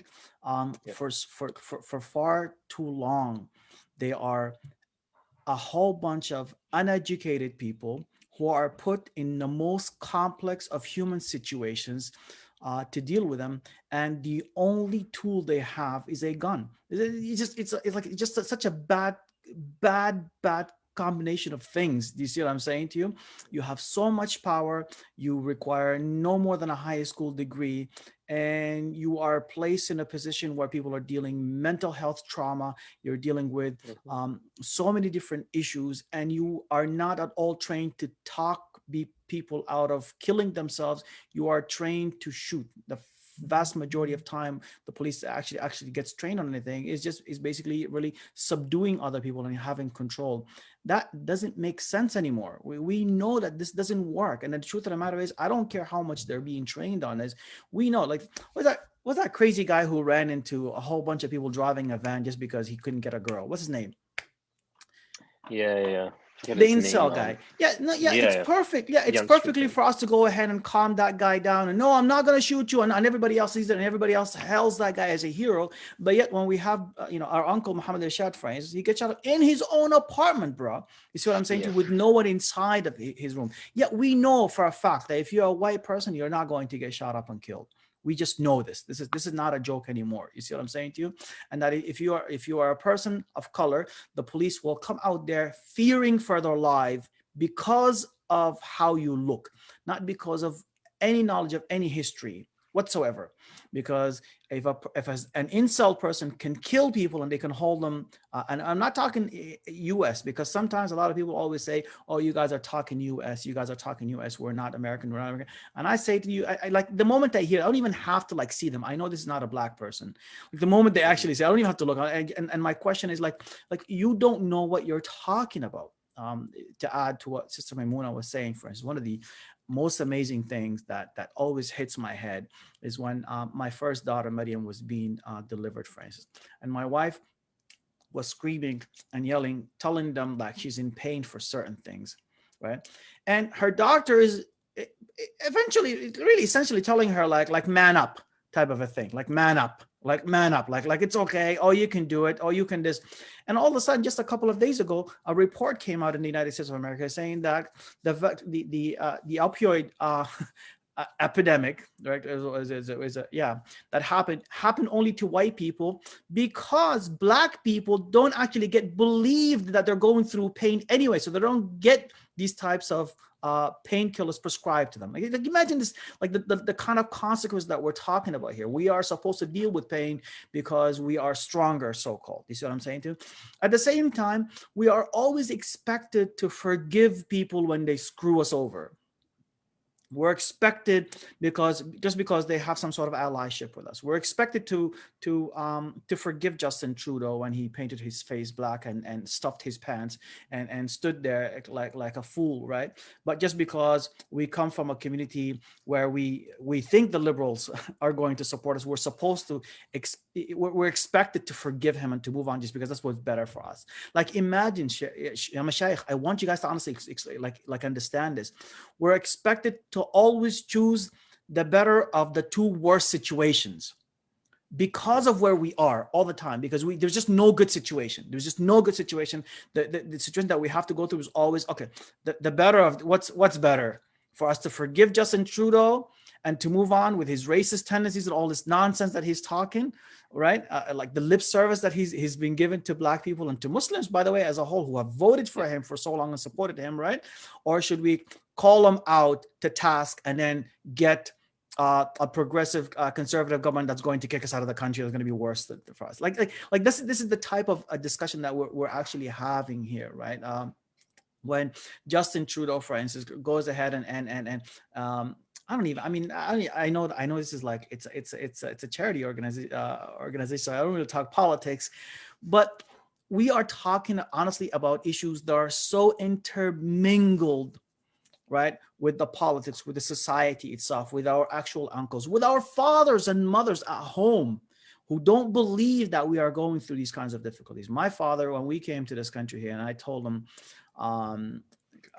I swear to God, I had a teacher who was racist. I swear to God, I kept failing me. And again, like you can't, because it's not something like you can you prove it, right? And I kept telling my father, like, I swear to God, the guy doesn't like me. Like when I go and take my assignment to him, he just all of a sudden he's happy, and all of a sudden he just doesn't look happy. And I remember my dad was saying this, came here as a refugee. Like, what is he gonna say? He's like, there is no racism in Canada. And I hope he's watching. My father watches my events, right? And I remember he says this, and I cried, because what racism does as well, yeah, Mashaykh, you know what I'm saying to you, is that it makes you paranoid. And it makes you look like you're crazy in front of other people. Honestly, like I'm telling you guys this, it makes you look crazy. It makes you look like you're paranoid. You don't know. Did I not get this job because I truly wasn't qualified, or is it because I was a black person? Which one was it? And if it's I'm not qualified, can I how do I improve myself? Because you can't ask these kinds of questions. You just deal with them as a person of color, and you just kind of move on. I'm telling you, it is not an easy thing to live in this world as a person who looks in any way lower than the rest of other people. And the problem is with it, to even add it to more of this, because oh my God, like so many ideas are coming to my head, because I'm just going crazy. You know, one of the concepts that I was always thinking about is, which is like, why are Arabs, for instance, racist towards people, black people, right? And I hate saying that, because I know that Arabs is not even really they're not even a race, right? Like, it's just an ethnic group. Like, I'm an Arab, I'm a black Arab, right? My son is a darker, blacker Arab. You see what I'm saying? And just kind of how it works. But for so long, I have always thought about, why would anyone have some sort of issues with people of color or people who are black? You see what I'm saying? And I have no understanding for why that is. I just genuinely have no understanding for it, especially when at the beginning of Islam itself, black people were the ones who supported the religion of Islam. You see, this is just lack of knowledge of what it is, right? The people of the Sudan, the people of Abyssinia, the people of Aksum, you know what I'm saying? The eastern part of Africa. If it wasn't for them, honestly, we do not know where Islam would have been. We do not know where Islam would have been. And we keep tokenizing, and we keep saying, oh, Bilal ibn Rabah, we allowed him to go up on top of, we were so proud when we allowed him to go up on the Kaaba and he gave the adhan. No, this is a position he's earned. You see what I'm saying to you? By going through all the difficulties, and you don't look down upon him as if, like, oh, we have elevated him, therefore there is no racism in Islam. No, the truth of the matter is that we don't look at black people in that way in Islam. We're supposed to look highly first, you know, as opposed to lowly, in a sense. So yes, I genuinely believe that we should take on the so-called radical positions as Muslim, not as only as Imam, but as the Muslim communities. I won't allow in my previous masjid, for instance, I wouldn't allow for police to come to my masjid at all, to come and to speak. I don't care. I think if they need to come and speak, they can come in the parking lot, they can bring on their loudspeaker, and they could do whatever it is that they actually want to do.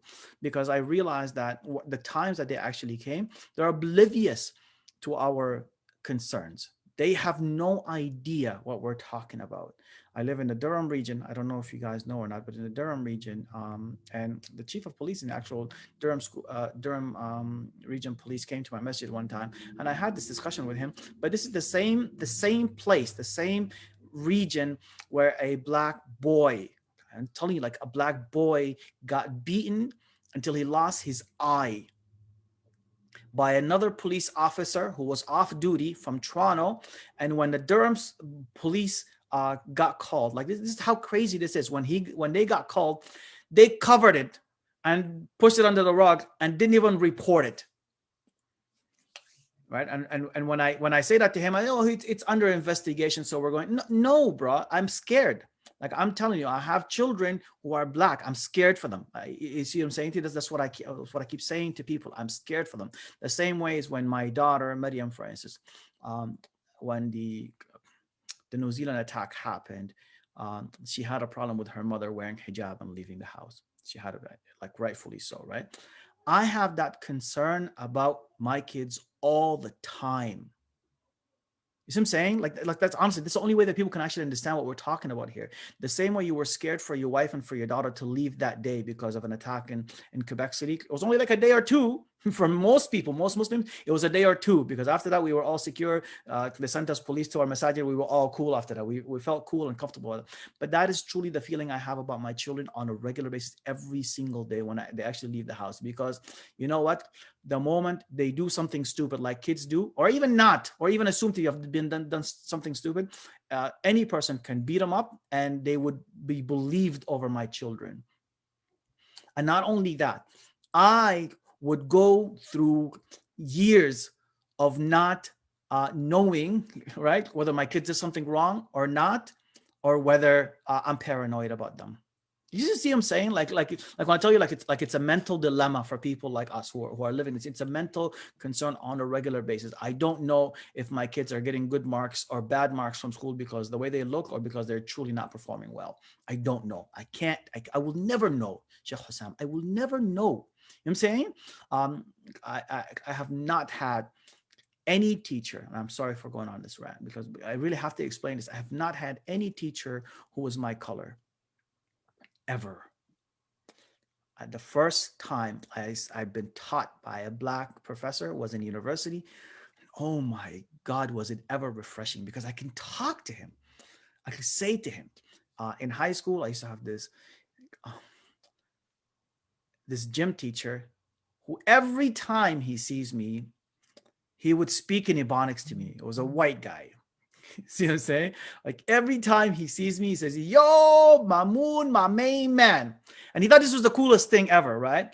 But it was so, as my daughter would say, right, so cringe. Really, that's not the word we used to use back then. I can't really use the word that we used to use back in those days. But this is the kind of things that we're dealing with, guys. Like I don't understand how I can explain it in any other way. And if you are my community, you cannot stand with me, right? And if you're only going to give me lip service, I'm not going to take you seriously anymore. I'm not going to take you seriously on any real issue. And this happens, right? When we say, why isn't the Black community engaged when it comes to fundraising, when it comes to these kinds of things, because their main issue is not being taken seriously, and we are looked at as we are crazy. We're too paranoid. You're getting gaslit, as the word that Sister Maimuna was actually saying, right? And that you're overdoing these things, and you're too liberal. That's the question that also, this is the next attack, by the way, nowadays, on what we talk about. When we say, like, no, Black lives matter. Oh, stop with this liberal discussion. No, I'm not talking about any ideology. I'm telling you, I am looked at as somebody who's lower than you are in all of the world, my brother. You know what I'm saying? Including your parents. You know what I'm saying? If not even you, including anybody who's anybody, can see my life as worth less than anybody else, because that's just the way that it actually is. And I'm supposed to accept that based on these words. That's the way it is. And no, man, I'm not going to do that. Like, nobody's ever going to allow that to actually happen. We will break off. And the community within North America is already broken off. You see what I'm saying? Like, we're already broken up. We're already a minority. Like imagine, like, you're just not taking these kinds of issues seriously, and you get broken off more and more and more and more, until what happens? We have a Black Muslim masjid, and a Somalian masjid, and we have a Pakistani masjid, and we take this as the problem. By the way, this is something that I really wanted to say from earlier on. These are symptoms of what's happening. The reason why Somalis have their own masjid, because of what's happening in the other masajid. Nobody wants to break off and work all this hard on breaking their own masjid. The reason why the Sudanese people have their own masjid is because they don't feel like they're welcome in the other masajid. The reason why the Arabs and the Pakistanis have broken up is because both of them don't feel like they're welcome in the other masajid. This is an ongoing issue. It's not going to stop. We've got to take like serious measures for them. Like khutbahs are not what it's at anymore. You know what I'm saying? Expulsion of imams who talk nonsense has to happen in front of people. You see what I'm saying to you? Calling out racist behaviors has to happen. And honestly, and our look at how racism is in the actual communities also has to be looked at differently. Like, if I may propose, I'm really sorry. I'll go on a rant, but I'd like to propose as an actual like way for us to look into racism ourselves. Like, how about we look at racism as not a way that I am, but like as a behavior. You see what I'm saying? And then you just monitor your behavior and you try to correct it. Like, that's easier for me because it's hard for people to say, you're racist. Like, it's hard to do that to somebody, and then they won't be able to answer that.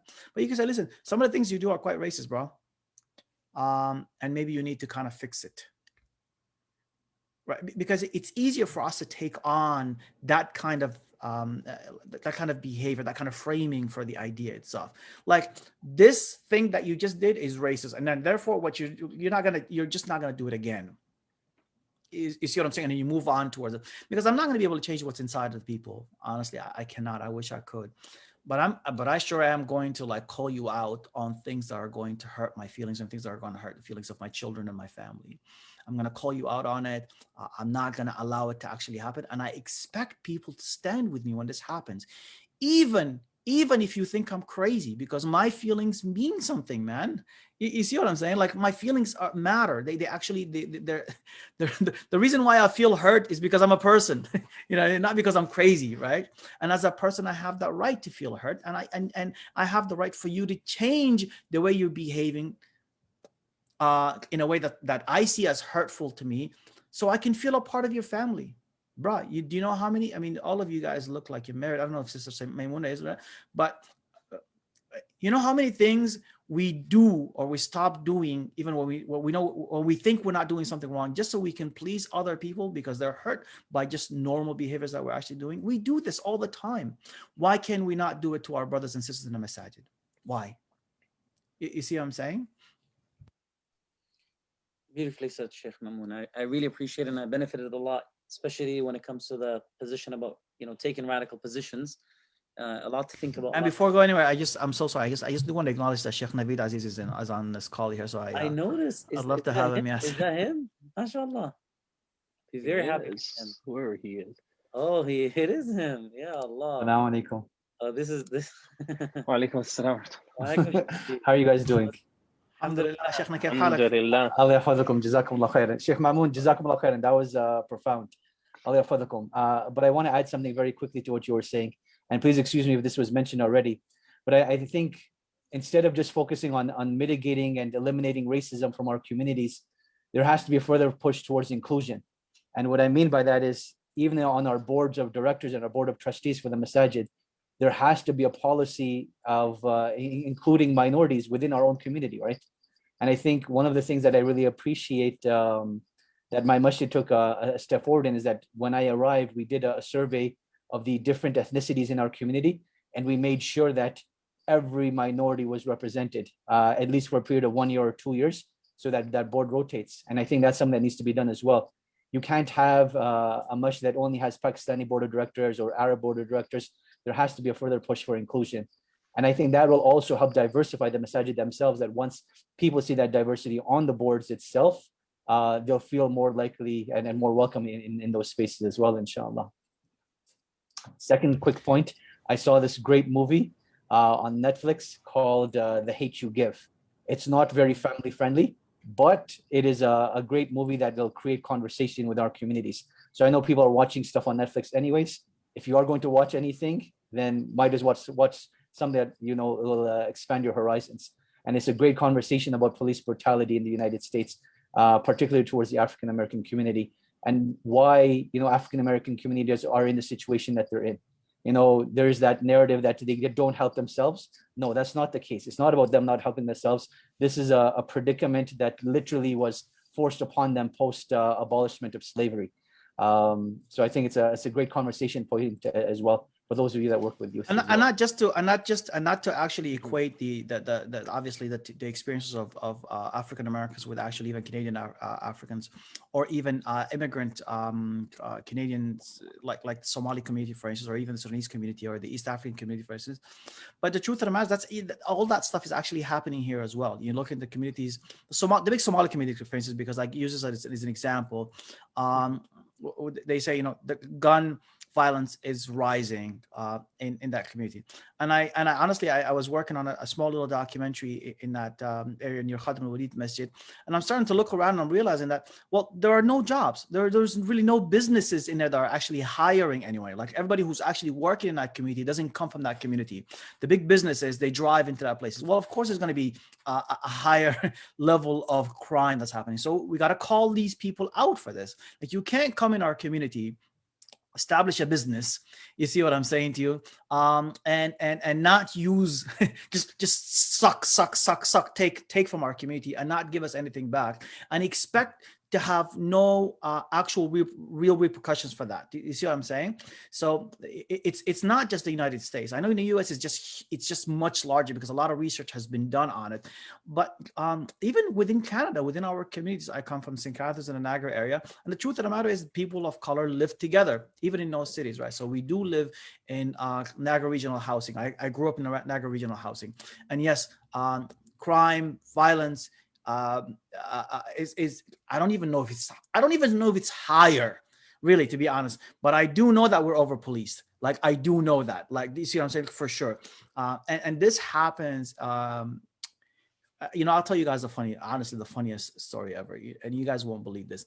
So when I was 17 years old, I got stopped by a police in Niagara Regional Police. At that time, Niagara Regional Police were actually instructed, and this was done to stop anybody with Middle Eastern looking self. Honestly, this was actually a part of their policy. I used to work as a part of something called CDR, Community Dialogue on Racism. This was a part of the research. So they actually, any Middle Eastern looking person, they would stop. I don't even know what that looks like. But in the car at that time, when I was actually driving, now I'm used to getting stopped by the police because we get stopped regularly, okay? The first time in my life that I actually realized that you can talk to the police back and speak to him and like confront him about why he stopped you is when a white girl sitting in the back starts speaking to this police officer as I'm driving. Genuinely, like, this is like we tell this as a joke, but it's an experience that I realized that so many Black people go through, which is like a moment of realization that, oh man, you can talk to them this way. Like, they don't hold that kind of power that we always think about. And she's like, why are you stopping us? I was like, well, clearly he's stopping us because I was speeding. Like, I'm the one who's speaking for him now at this point here, right? But this shows you like how we actually see how like systemic racism ourselves, we as Muslims, how we actually see it. We don't actually even comprehend what it's doing to us until we see somebody from a different community point it out to us.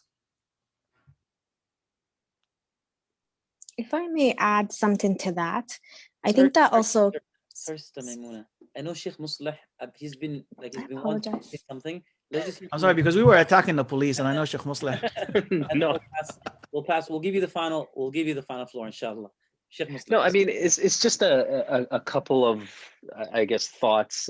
It's such a long way to go. And listening to, you know, Sheikh Ma'moon, Sister Maimuna, we have so much work to do. So if I look a little bit unsettled, there's a lot of frustration in me as well. Because everything that's being talked about, we see it all the time, and it's literally unfolding right in front of our eyes. And sometimes we try to bring this up to management, we try to bring this up to administration. And when you have certain people that are just don't see it through your lens, your job is at risk, your position is at risk. So now you're forced to make decisions. Okay, what do? I take a step back. Okay, maybe I don't touch this subject. And it's incredibly frustrating because there just has to be more bodies and support behind some of the things that we want to see change on this issue. And we just have really a long way to go, but hopefully some of the things that we talked about, you know, from the board level and the inclusion and all of these things, hopefully that is a huge and enormous step, and it sends off the right message, and then it can encourage more of these platforms and more actual practical steps to change some of these attitudes and to change some of these the treatments that some of our brothers and sisters get on a daily basis. But yeah, it's just, there's a lot of frustration that I feel listening to all of this, just because there's so much work that has to happen. And I really hope and pray that inshallah, with more and more conversations like this, like we can actually lead to some sort of systemic change within our communities that could ultimately lead to bigger changes, you know, in the broader scheme of things, inshallah. Sister Maimuna, in our conversations, you focused back and forth, you focused a lot on the practicality. And I know a lot of people who are watching now are asking, well, what can I do? I'm realizing that there are so many prejudices and biases that I have. A lot of reconsiderations need to be taken place. A lot of institutional changes need to be done. It's a lot for, you know, the average Muslim watching is very weighed down with so many things. So what should the average Muslim do, and what should we as imams do practically, inshallah? And the floor is yours, bi'idhnillah. I'll try to be very brief because I don't want to have the last word. I'm amongst my esteemed teachers here, alhamdulillah. And so what I would say is, as an individual Muslim person, first of all, do not feel so weighed down by all of this, right?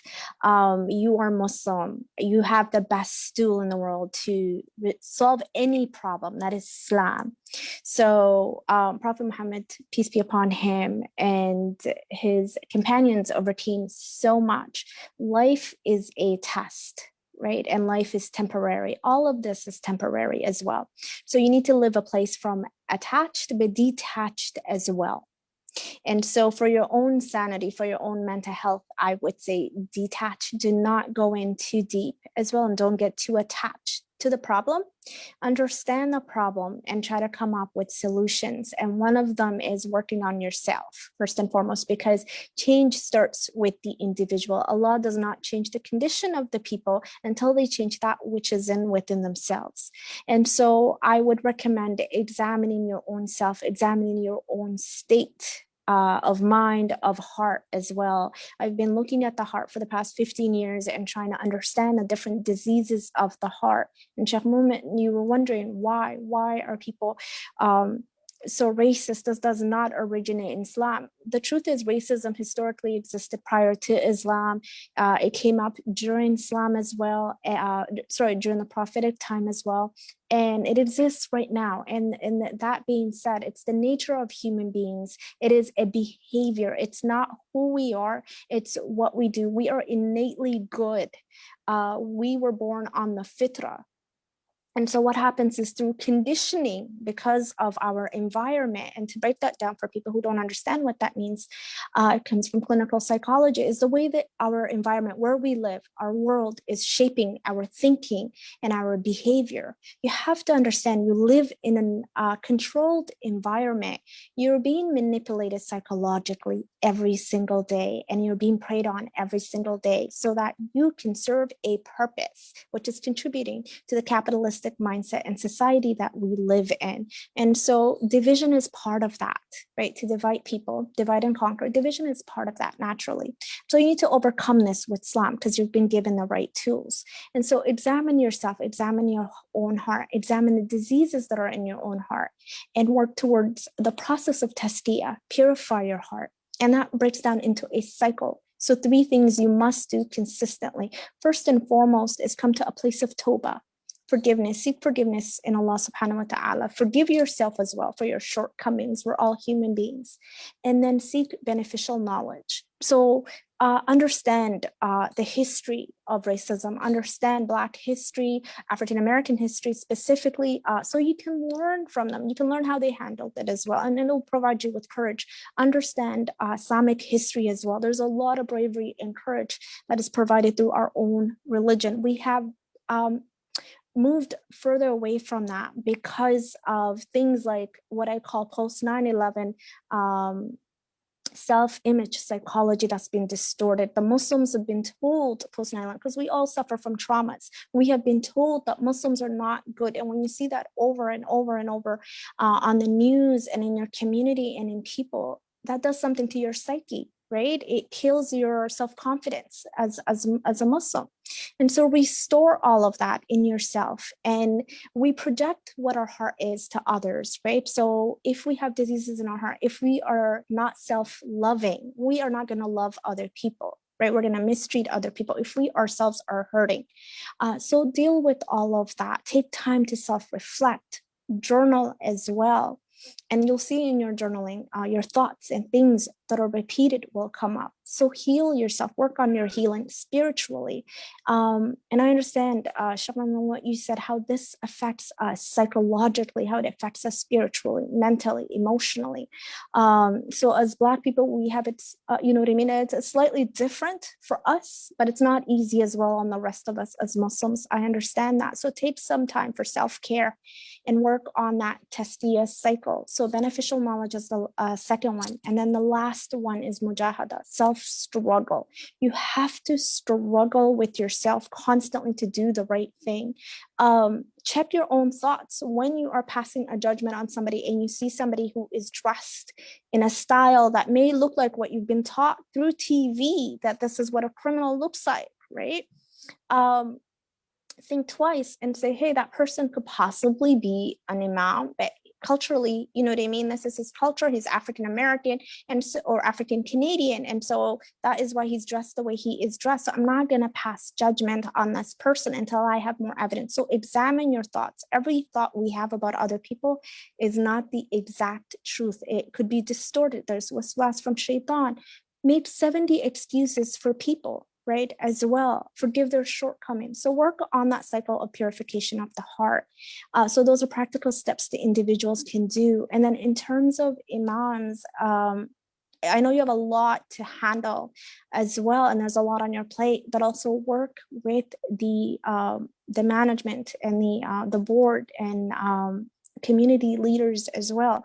Get involved, speak up. It's not radical to advocate for defunding or abolishing police altogether. There are alternatives to policing, safety, and safekeeping of the community. This is not the only way. There are solutions, but going the way we are going is not the only way out. It's not going to work for us. It's definitely not working for your brothers who are Black non-Muslims, and it's not working for those that are Black Muslims. It is life and death for us.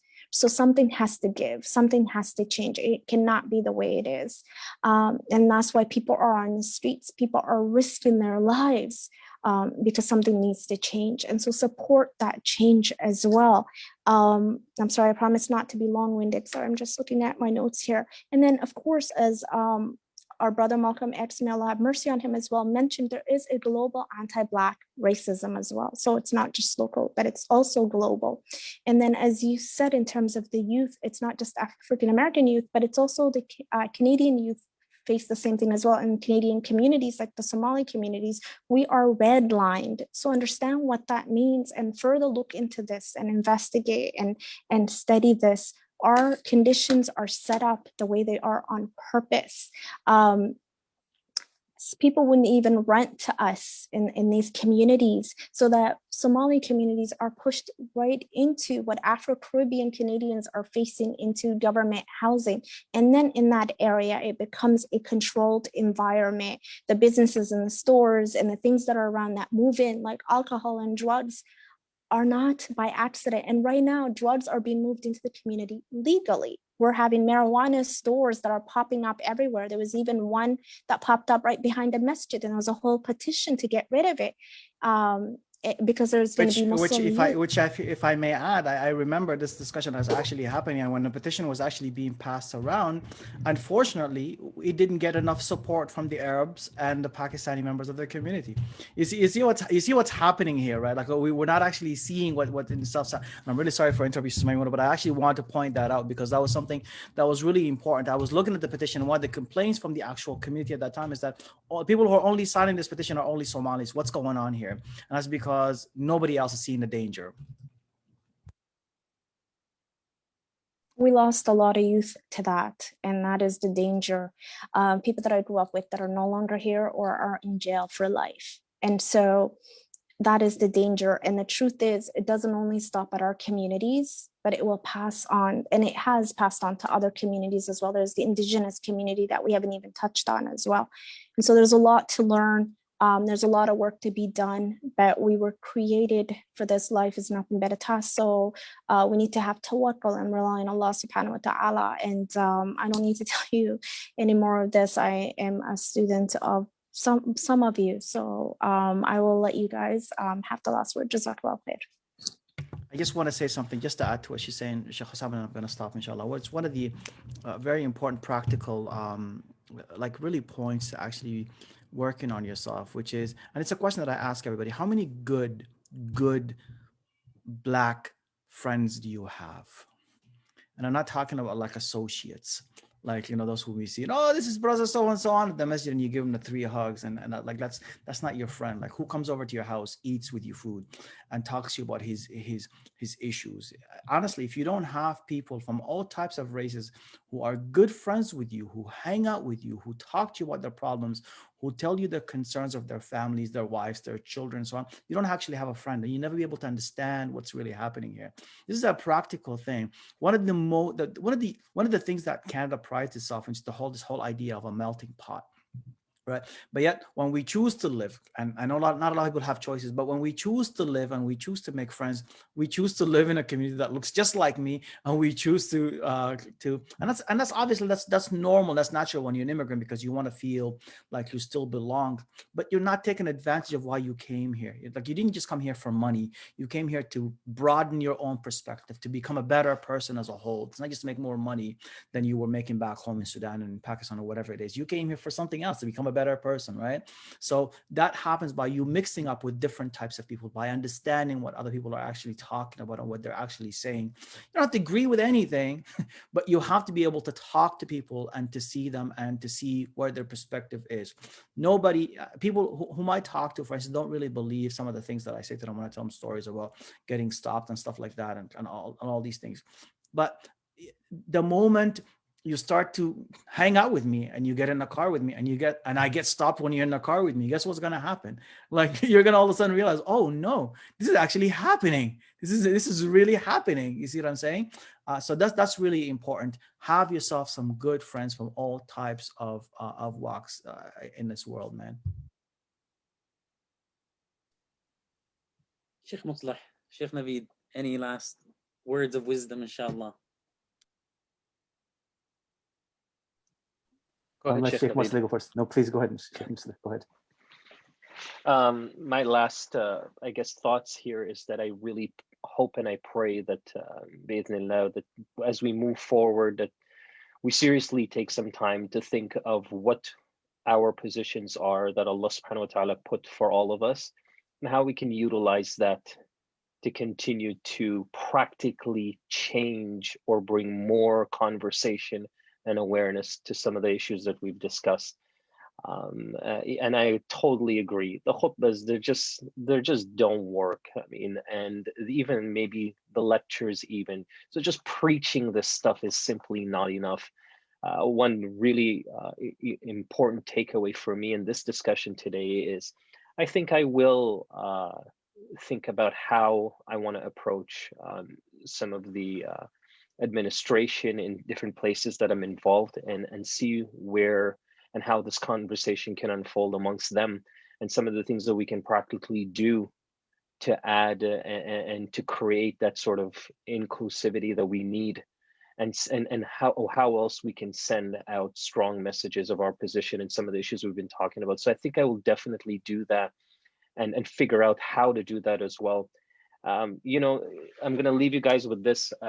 For me, at the end of the day, it's about the ramifications that come out of putting yourself and being able to, you know, whatever it is that you want to say. Like, I've had so many times people say to me when I share with them, you know, the things that happened with George Floyd or something else that happened, you know, Trump would have once upon a time said, and I want to address it. Like, I want to use the podium and I want to use the microphone and address it. And some have said, no, just stop. Don't even utter a word. Don't get involved in that. And it's very, very discomforting in a way, because you have things that you want to unload because you feel like it'll make an impact, or at least stimulate some thought and reflection on people. So I just hope that, inshallah, you know, with these kind of conversations that I can take back, that we can also develop some support behind it as well, from the community, from those in charge, and so on and so forth. And of course, our strength and patience comes from Allah subhanahu wa ta'ala. So I pray for that for all of us. Allahumma ameen. Sheikh Naveed. Barakallahu feekum, jazakumullahu khairan. I'll conclude with three simple points. Number one, I'd like to reiterate something that Sister Maimuna mentioned, which is the importance of introspection and looking inside of ourselves and reevaluating ourselves. I think this is very, very important, and this is something that isn't done enough. Subtle, you know, actions that we may make when we're around our Black or African Canadian brothers and sisters make a huge difference. Something like holding on to your child even closer, or, you know, covering up your purse, or monitoring them more inside our stores. These are all inherently racist behaviors that need to be introspectively, you know, reversed and then called out when we see them as well. Number two, the importance of our own education and literacy. I think this is something that isn't done enough, and it isn't discussed enough in our masajid.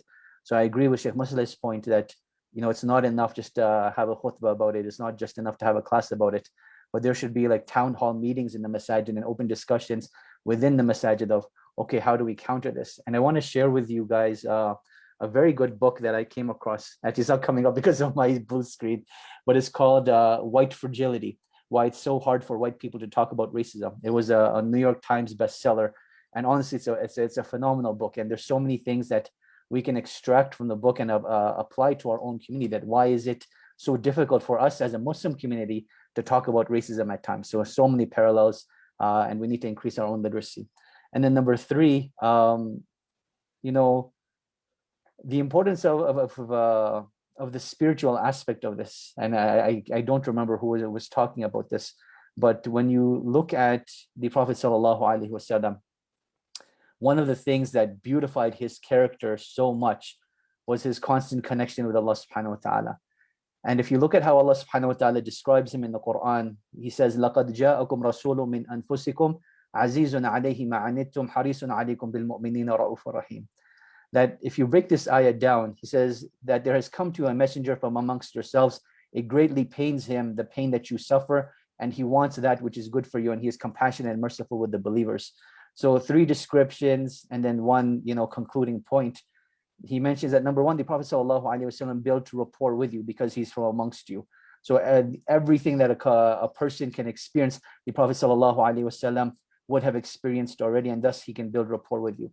Number 2, the pain that he feels is based upon the pain that you felt, that he greatly pains him, the pain that you feel. And I think this point of empathy, that, not being Black is something that needs to be understood, that there's a different level of pain and suffering that you add to the layer. SubhanAllah, I remember traveling around with Bona. He used to have a line in his poetry where he used to say, I'm Black and I'm Muslim. Everywhere I go, somebody hates me. And you don't really understand what that means until you experience it. As Muslims, we hate getting special treatment when you're at the airport. But when you're Black and you're Muslim, it's a complete different level of scrutiny. So understanding or trying to understand the pain that people have and trying to help them through that pain, navigate through it and channel it in a positive way and hopefully eradicate it is something prophetic.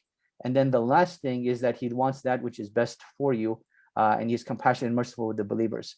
So I think this framework of dealing with people where you build rapport with them, try to acknowledge their pain and help them through it, and then guide them to that which is best. And even if they make mistakes, you're compassionate and merciful with them, is a huge learning point for our community, but an amazing framework to work through that the Prophet ﷺ had. I got a question, just to quickly re-mention the movie I mentioned in the book.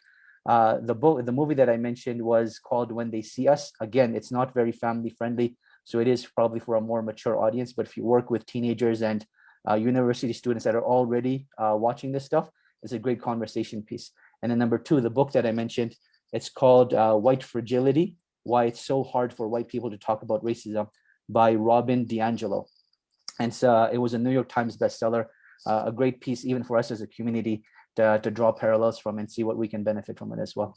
Jazakumullah khairan for having me. I know it was a last minute short notice, but may Allah subhanahu wa ta'ala bless you all and accept from you all and guide our communities and rectify our communities. Ameen ya Rabb. Ameen, ameen. I want to say, I really, really appreciate you coming. Sheikh Muslih, Sheikh Dawood had to leave. May Allah bless him and give him Jannat Firdaus. Sheikh Mamoon, I really appreciate your the honest feedback. I love when we have honest conversations.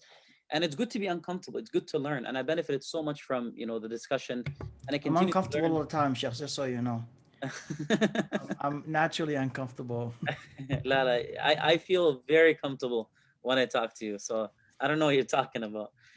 May Allah bless you and give you Jannat Firdaus, Ya Rabb. Ameen. Sheikh Mafid, thank you for being our unexpected beautiful face showing up. Allah worship and give you Jannat Firdaus and keep you smiling. I mean, if we got lakes as beautiful as that lake behind us, khalas, yani, I always brag that I took that picture on my iPhone. So if you can take that picture on an iPhone, it's worthy of visiting Alberta. And I welcome all of you to come and visit. Barakallahu feekum. May Allah bless you. Sister Maimuna, I did promise that you would have the last word. And the reason for that is I really benefited from the conversation and the many things that you've shared. And I'm sure that the shuyukh, by consensus, with respect, would love to give you that final word. So please, inshallah, any last words of wisdom for all of us, and we'll finish with that. Bismillah. Alaikum. Jazakallah khair. I appreciate that. Again, I want to emphasize in terms of our brothers and sisters in Islam. So there's two things we're dealing with, collective and us brothers and sisters in Islam. I want you to know that despite everything that we experience, it is the ummah being amongst my brothers and sisters that revives me, that revives my soul. Just seeing the faces of my brothers and sisters, honest to God, lightens the trials on my heart. And that's why they say, the Prophet, peace be upon him, said that smile is charity. And so I want you to remember that just being there for one another is very important. The ummah is very important. And this is why he emphasized, Prophet Muhammad, peace be upon him, emphasized it so much. And so despite everything, there's nothing that, we may have our dysfunctions as family, but we are one body. And so there's nothing that can replace us for any of us. And so I want you to remember that. And then second, in terms of, so when you work on yourself individually and share in your own heart, go out there, right? And part of using that knowledge of Islam is action as well. So embodying the knowledge that you are learning and putting it to work. Support your brothers and sisters who may be Muslim and Black or non-Muslim and Black who need help. Organize, create nonprofits. I am just in the midst of creating my own nonprofit, which is a human rights advocacy, which I hope to fight injustice. I have been doing through the legal system for the past 6 years privately, but I will speak about these cases publicly, inshallah, later on in the summer. And so get involved in these causes that are fighting against injustice and do it yourself as well.